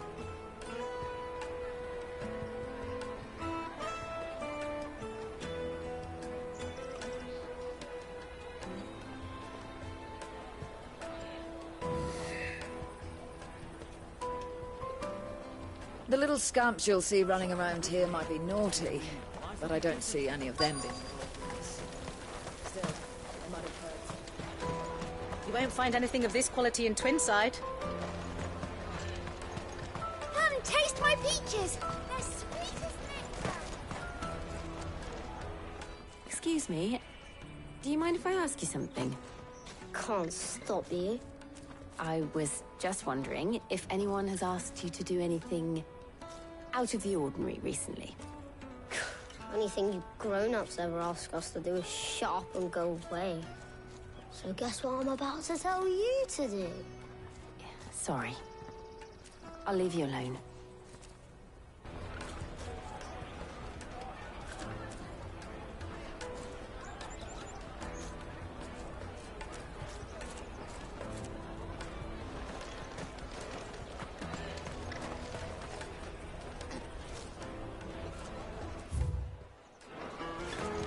Come, taste my peaches!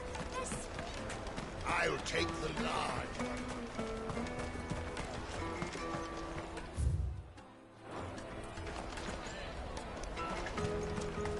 Did you hear about the Empire's Black Shields?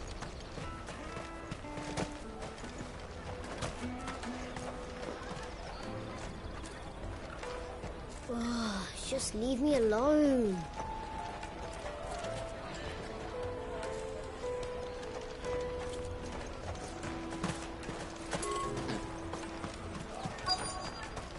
Come, taste my peaches. They're sweet as nectar. Oh, just leave me alone. The finest everywhere from the free cities. All but unbreakable. Best of luck finding the culprits.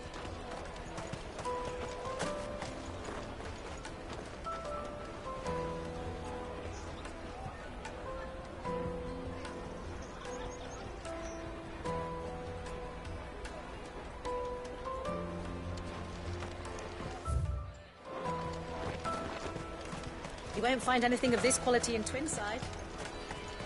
Come, taste my peaches. They're sweet as Oh, just leave me alone.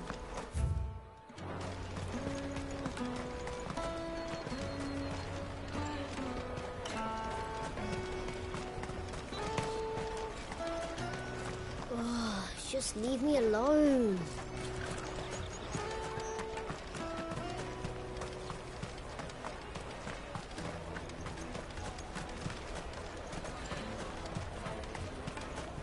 The caravan stops next to the checkpoint. Show them your trader's path. On your way.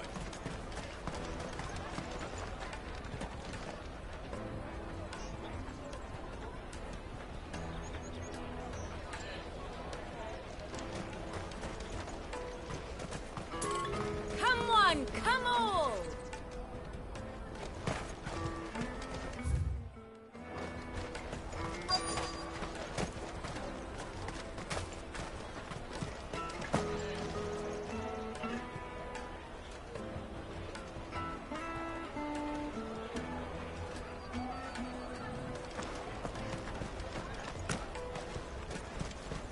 The finest everywhere from the free cities. All but unbreakable.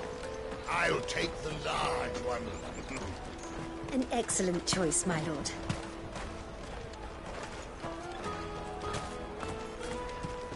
Oh, just leave me alone.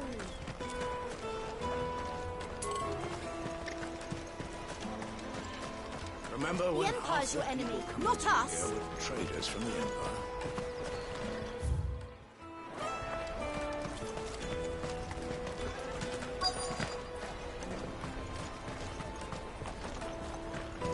Oh, just leave me alone.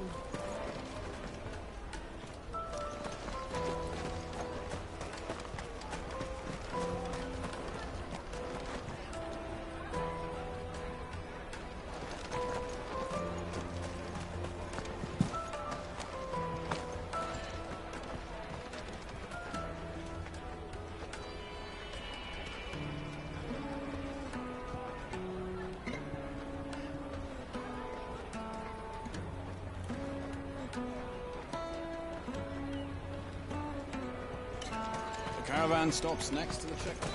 Jug of snake spit for the road? He'll keep you warm.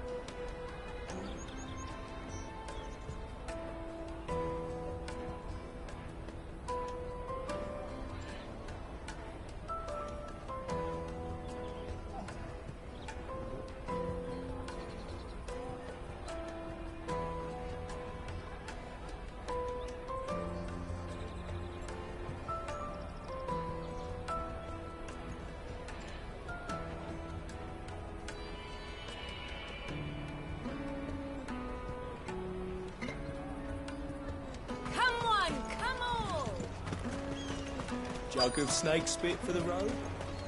The caravan stops next to the checkpoint. Do you have a moment? What do you want? What I want is to know who's asking children like you to pick pockets. I don't know.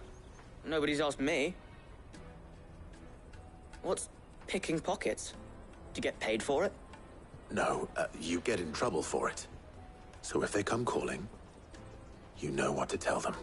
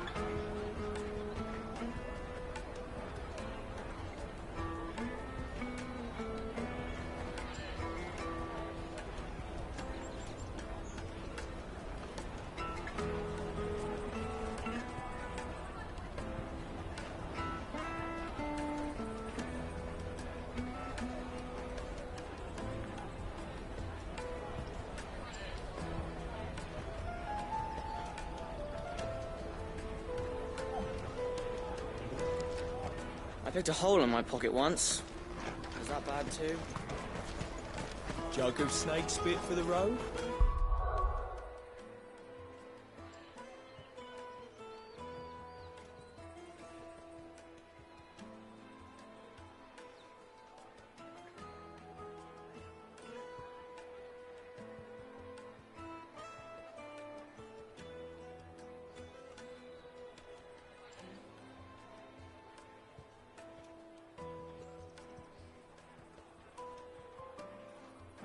It'll keep you warm.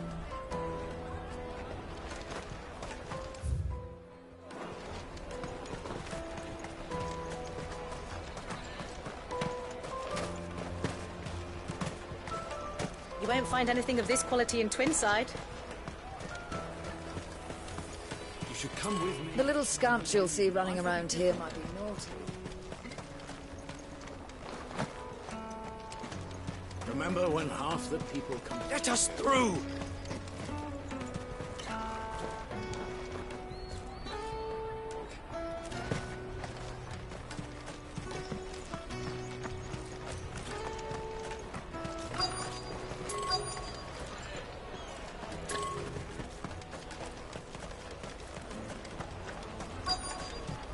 Come and taste my peaches. They're sweet. I'll take the large one.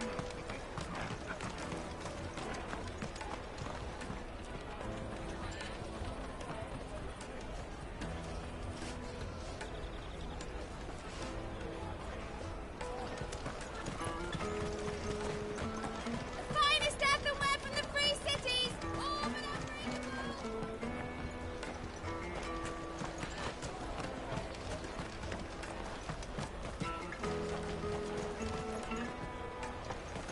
Best of luck finding the culprits.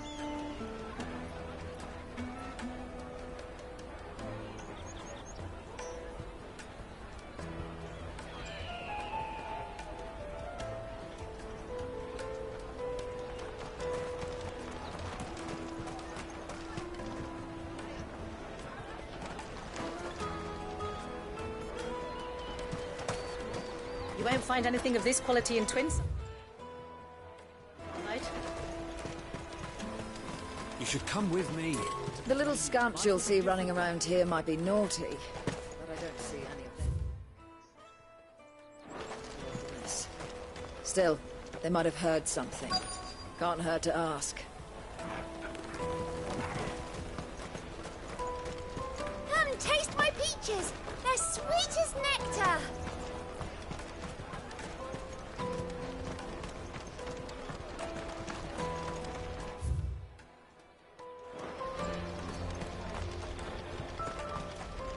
Did you hear about the Empire's Black Shields? Apparently they've been going around Imperial lands stringing up bearers. What a waste! I picked a hole in my pocket once. Was that bad too?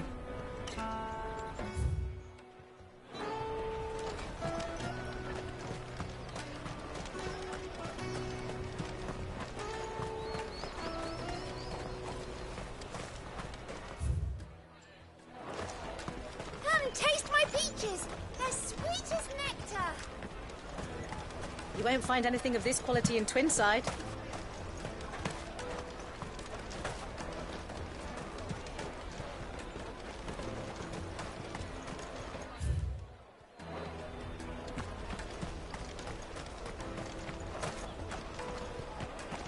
Finest everywhere from the free cities, all but unbreakable.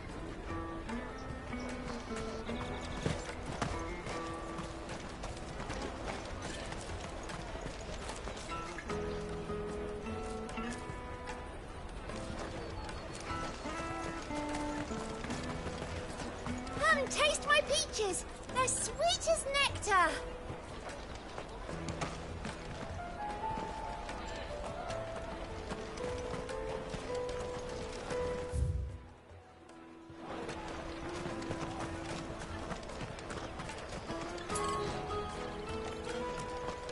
Remember when half the people coming through here were traders? You should come with me to the Dominion. You won't find anything of this quality in Twinside.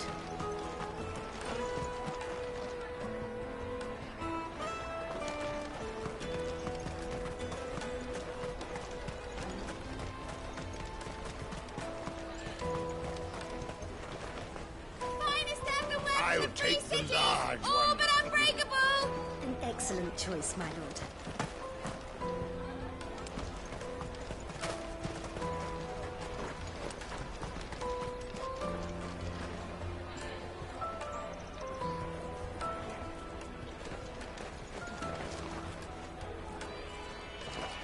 Come taste my peaches.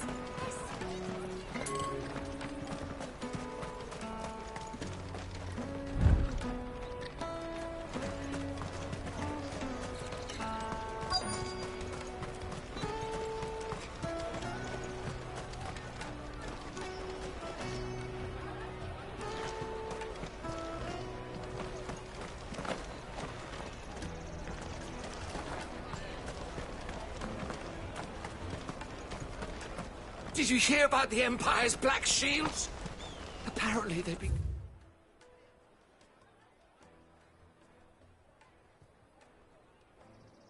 going around Imperial lands, stringing up bearers.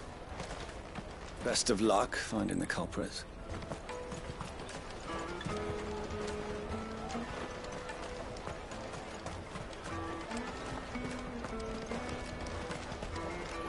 You won't find anything of this quality in Twinside.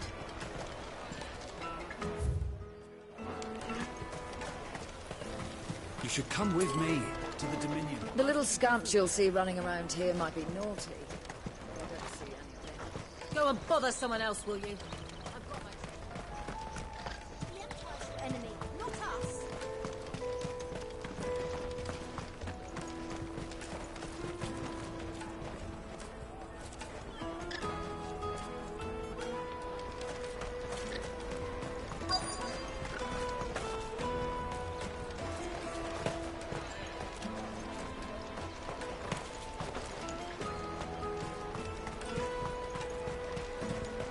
I'll take the large one.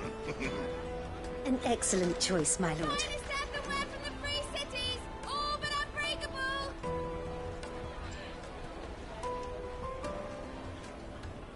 This is no time to ride. Did you hear about the Empire's Black Shields? Apparently they've been going around Imperial lands, stringing up bearers.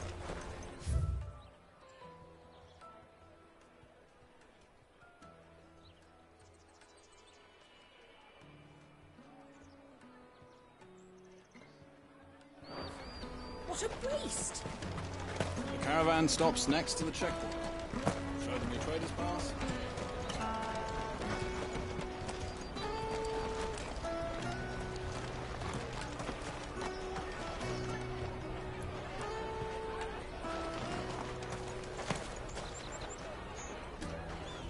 No use calling Ambrosia now.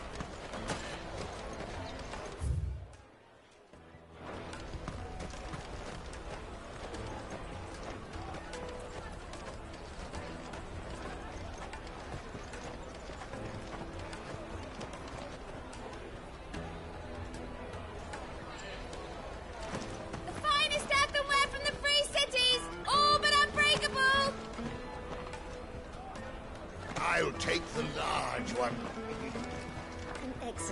Yes, my lord. Come and taste my peaches! They're sweet as nectar!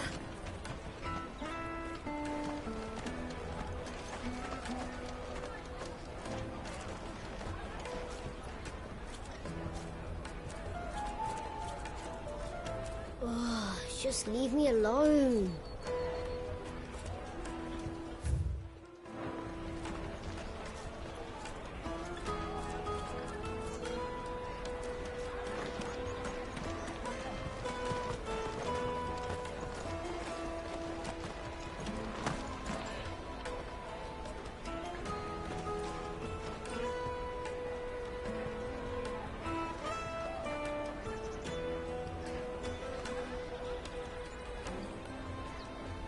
The finest earthenware from the Free Cities! All but unbreakable! I'll take the large one.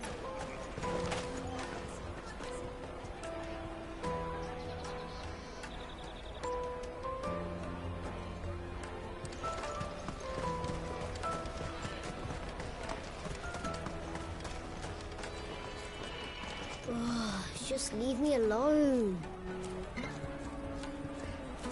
Oh, just leave me alone.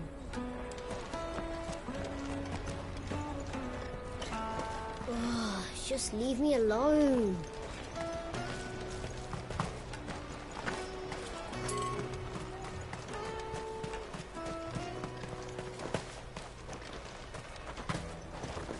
Have you got a trader's pass? No? Then fuck off.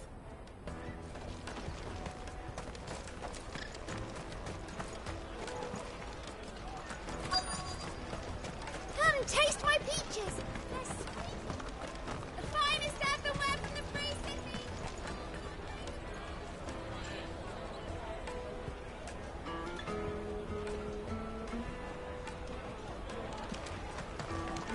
Did you hear about the Empire's Black Shields?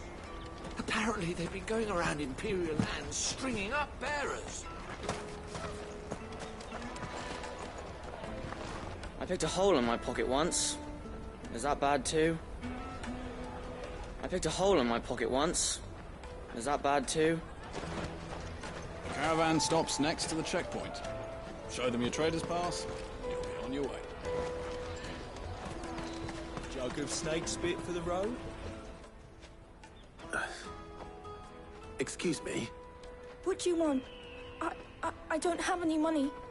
It's all right. We're not going to hurt you. We just want to talk. What about? We've heard that some very bad people are making children like you steal from travelers. We need to know who's behind it so we can stop them. I don't know much about it, really. But my friend, Honza, he said he got a job doing something dangerous. Sounds promising. We need to find him and ask. Do you know where your friend might be? He's usually by the tents outside town. Thank you. You've been very helpful.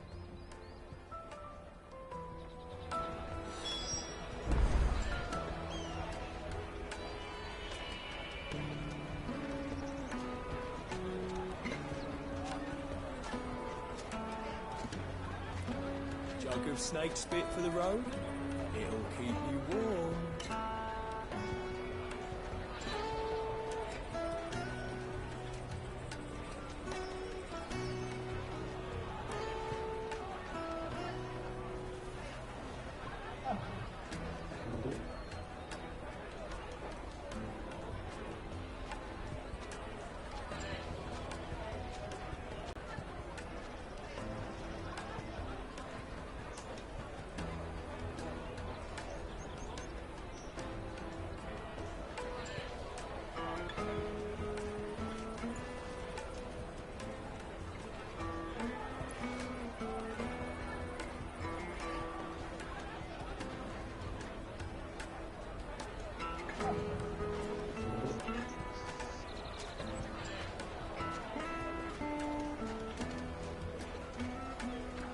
Jug of snake spit for the road?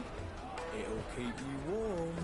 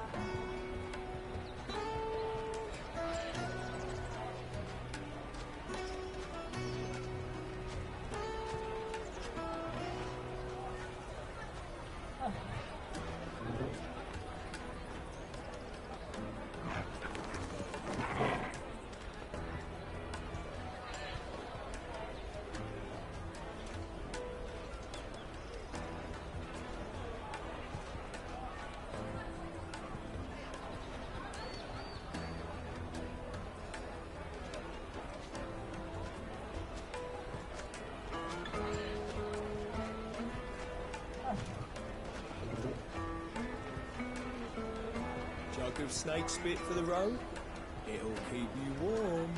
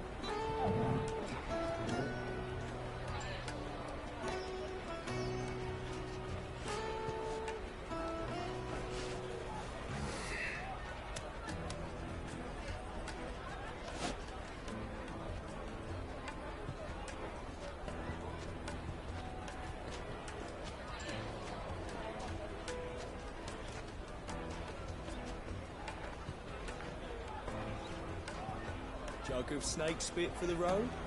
It'll keep you warm.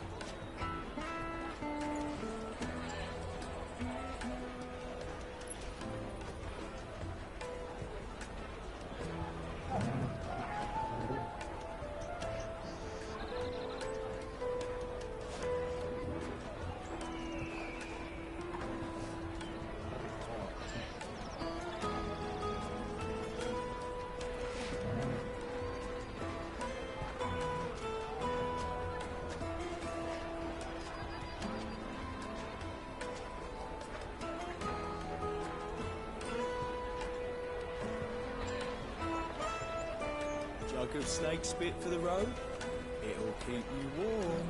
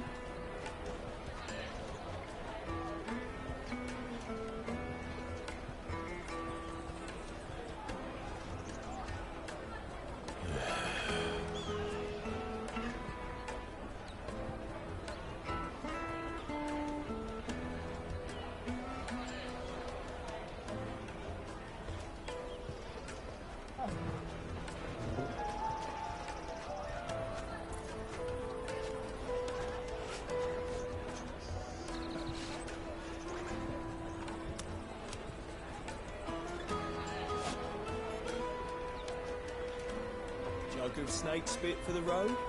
It'll keep you warm.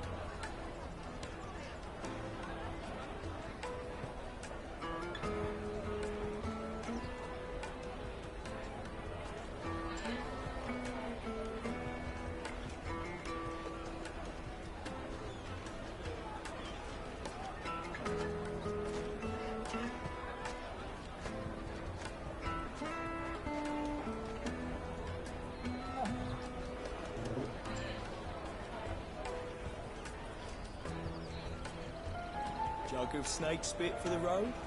It'll keep you warm.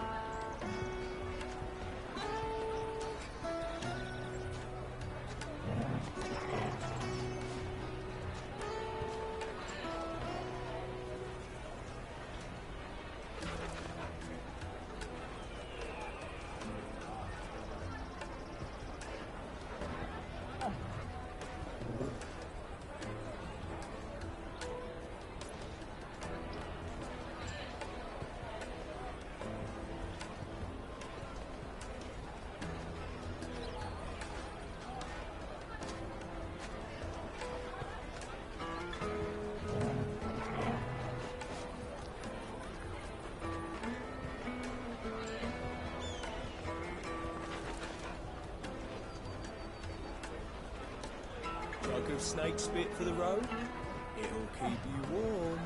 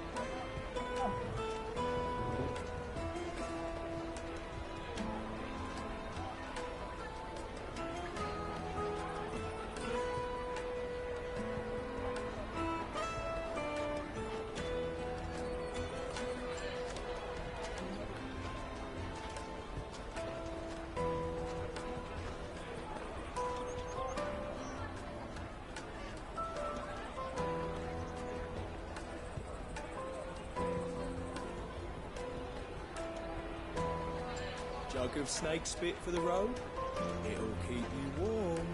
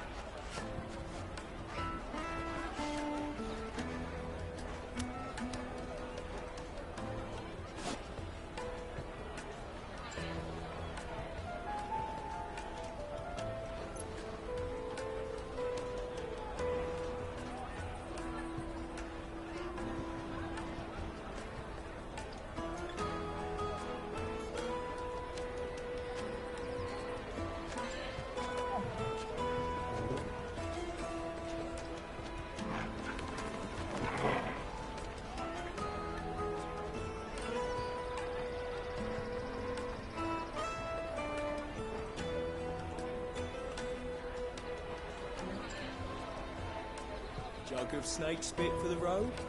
It'll keep you warm.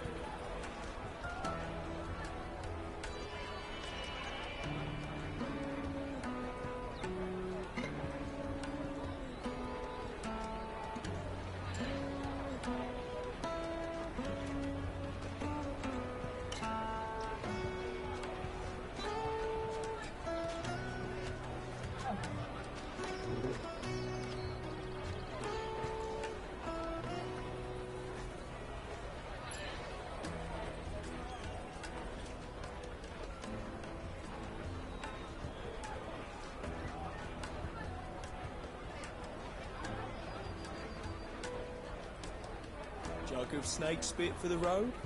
It'll keep you warm.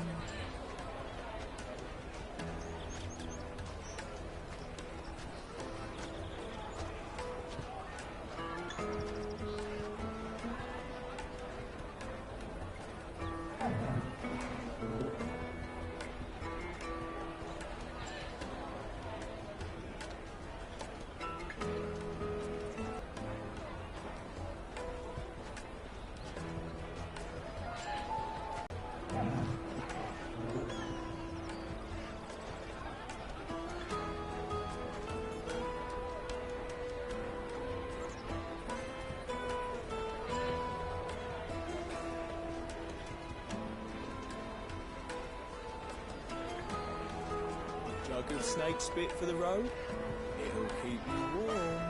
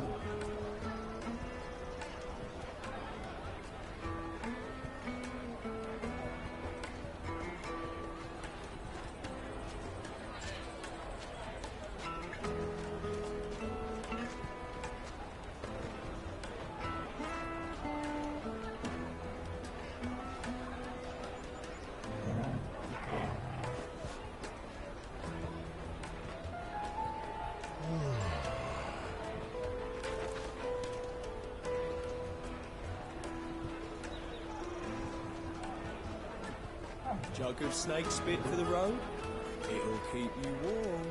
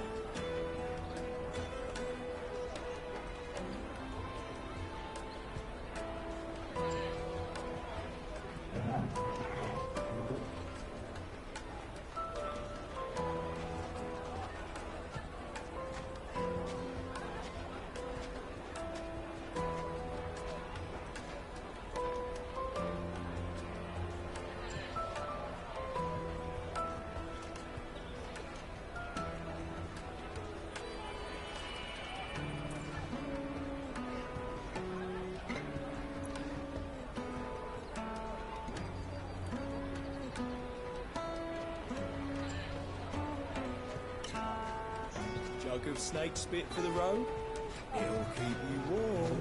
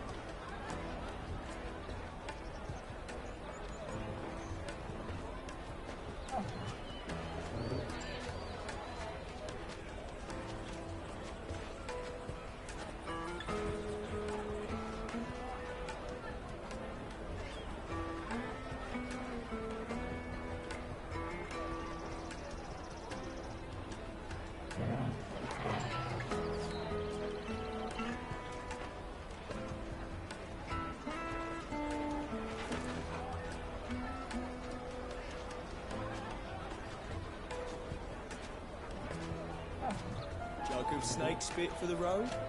It'll keep you warm.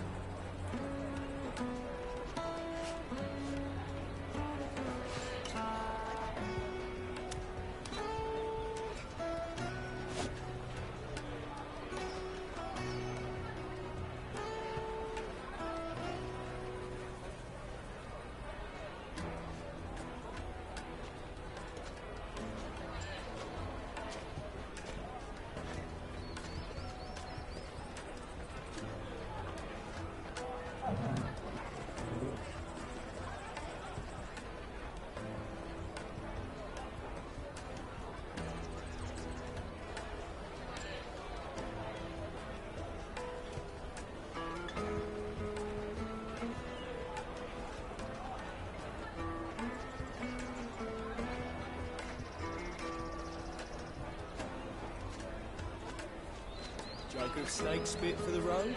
It'll keep you warm.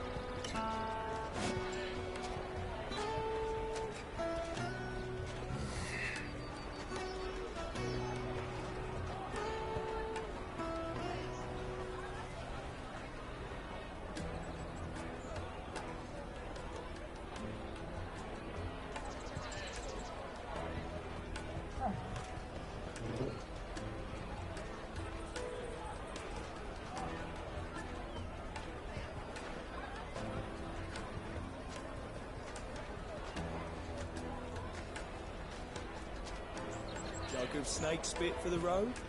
It'll keep you warm.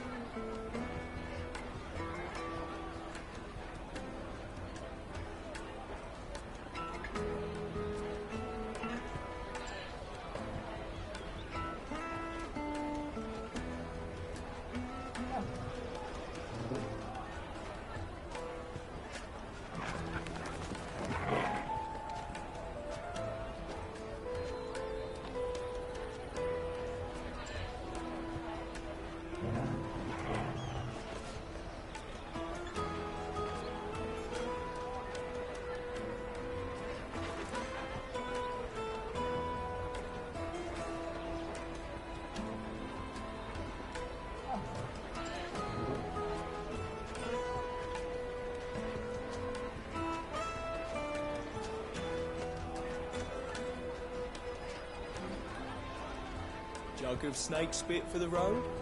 It'll keep you warm.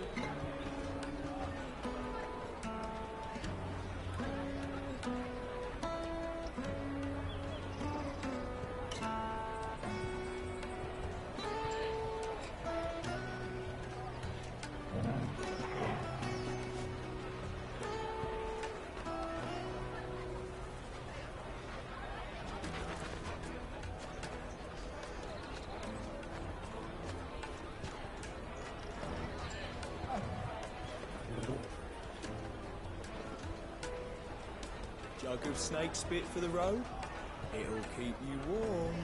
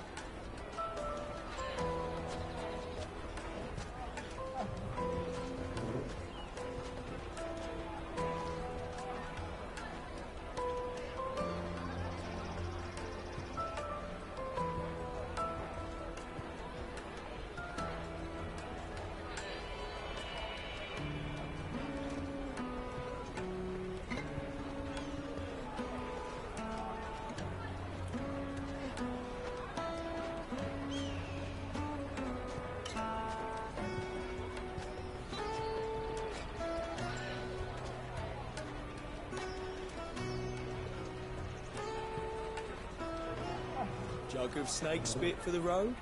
It'll keep you warm.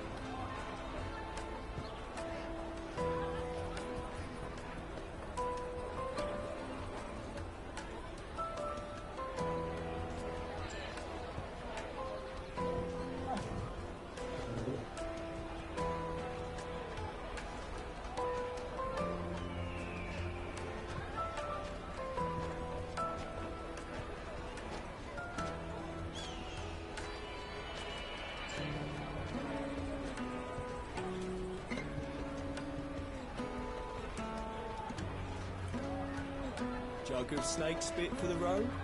It'll keep you warm.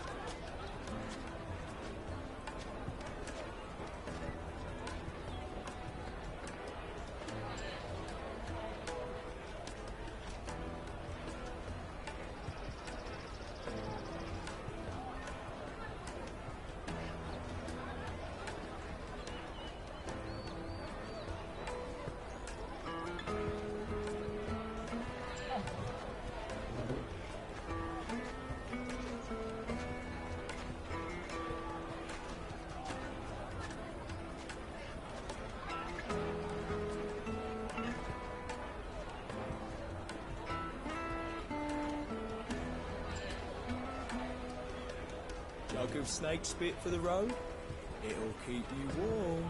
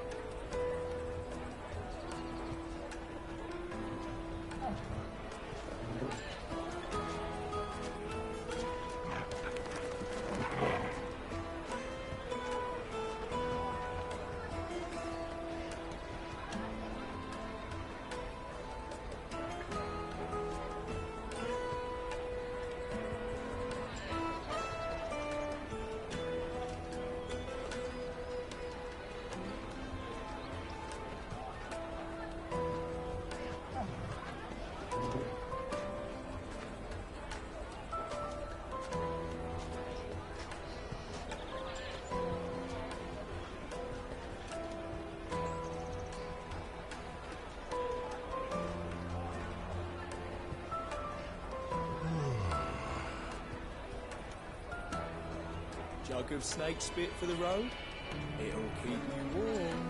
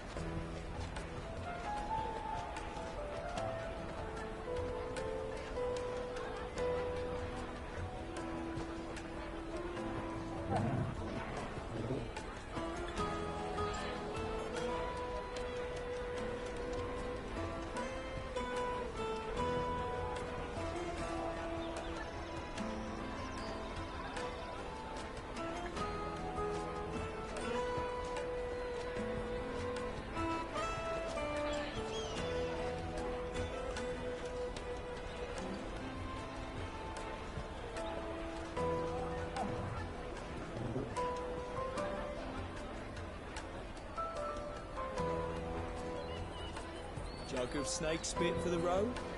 It'll keep you warm.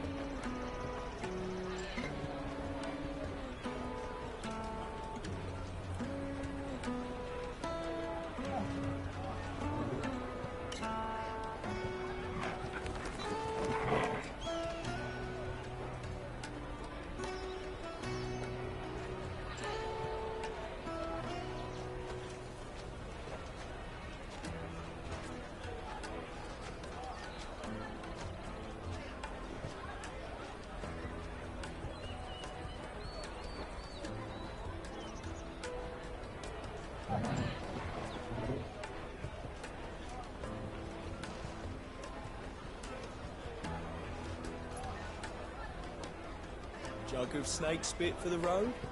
It'll keep you warm.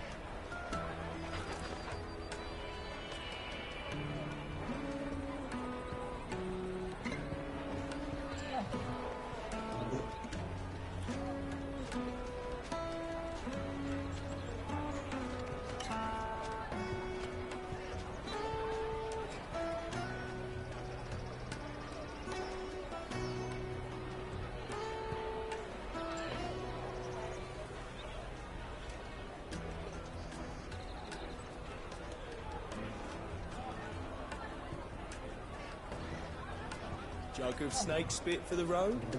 It'll keep you warm.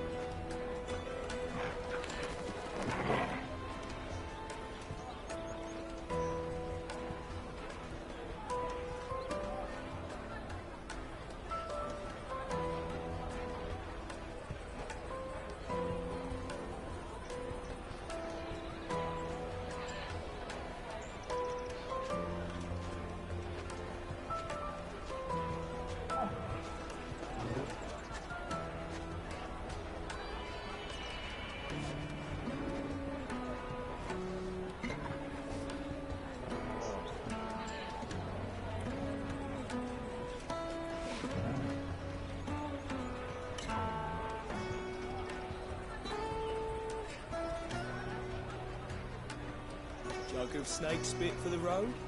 It'll keep you warm.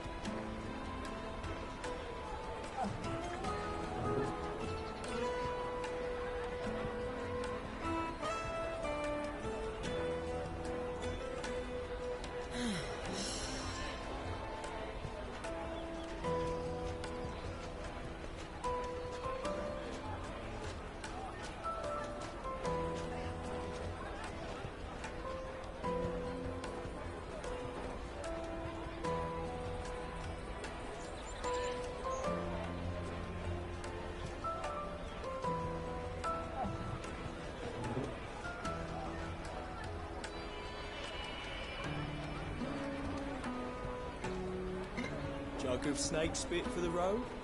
It'll keep you warm.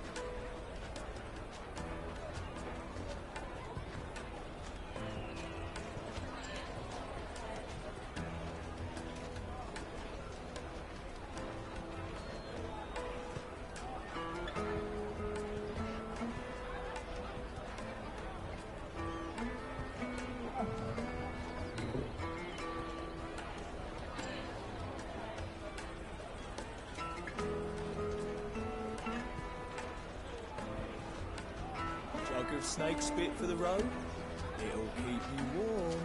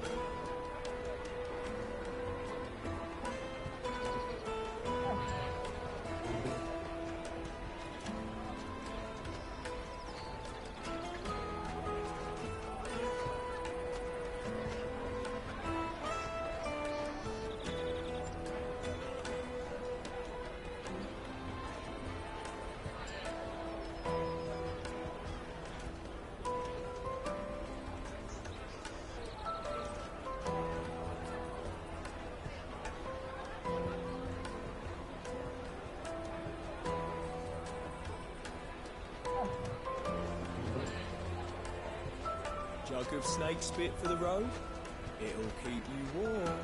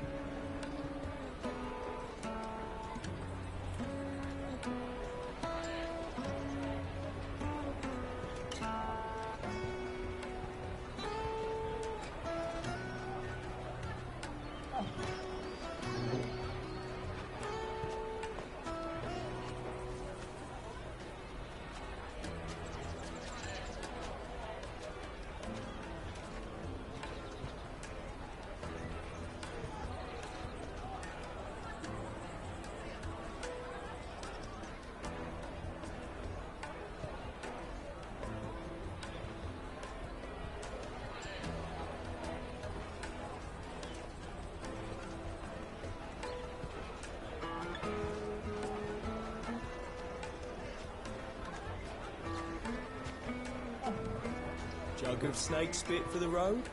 It'll keep you warm.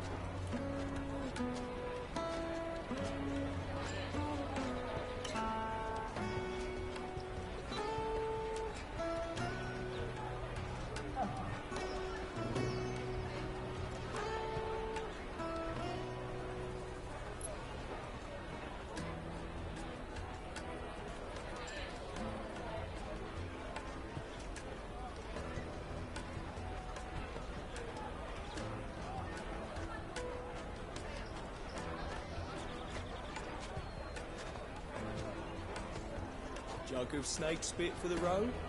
It'll keep you warm.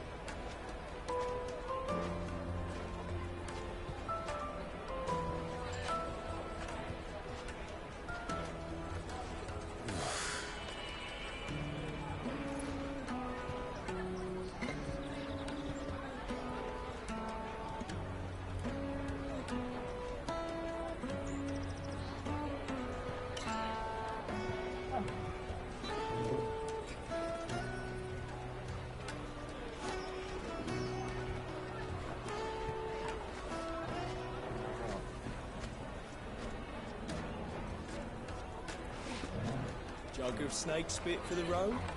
It'll keep you warm.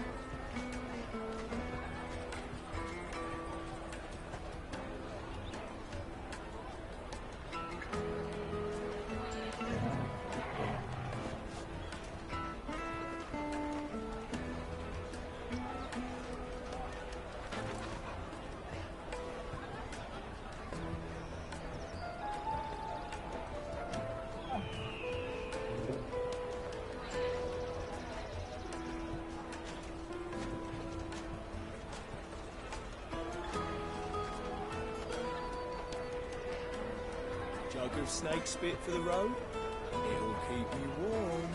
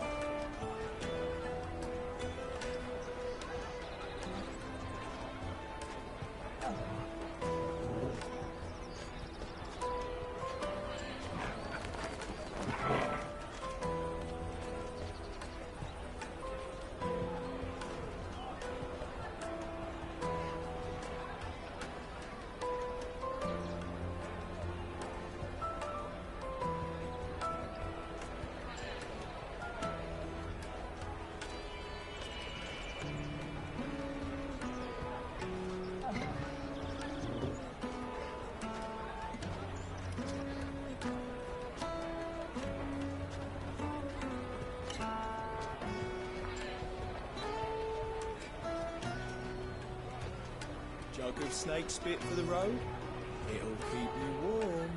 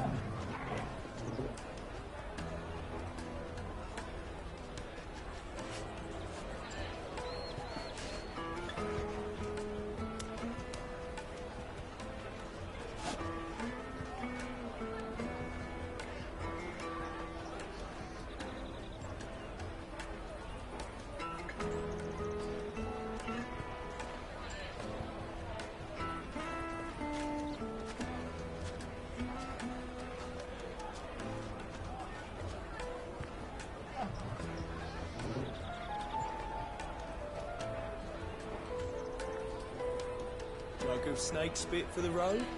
It'll keep you warm.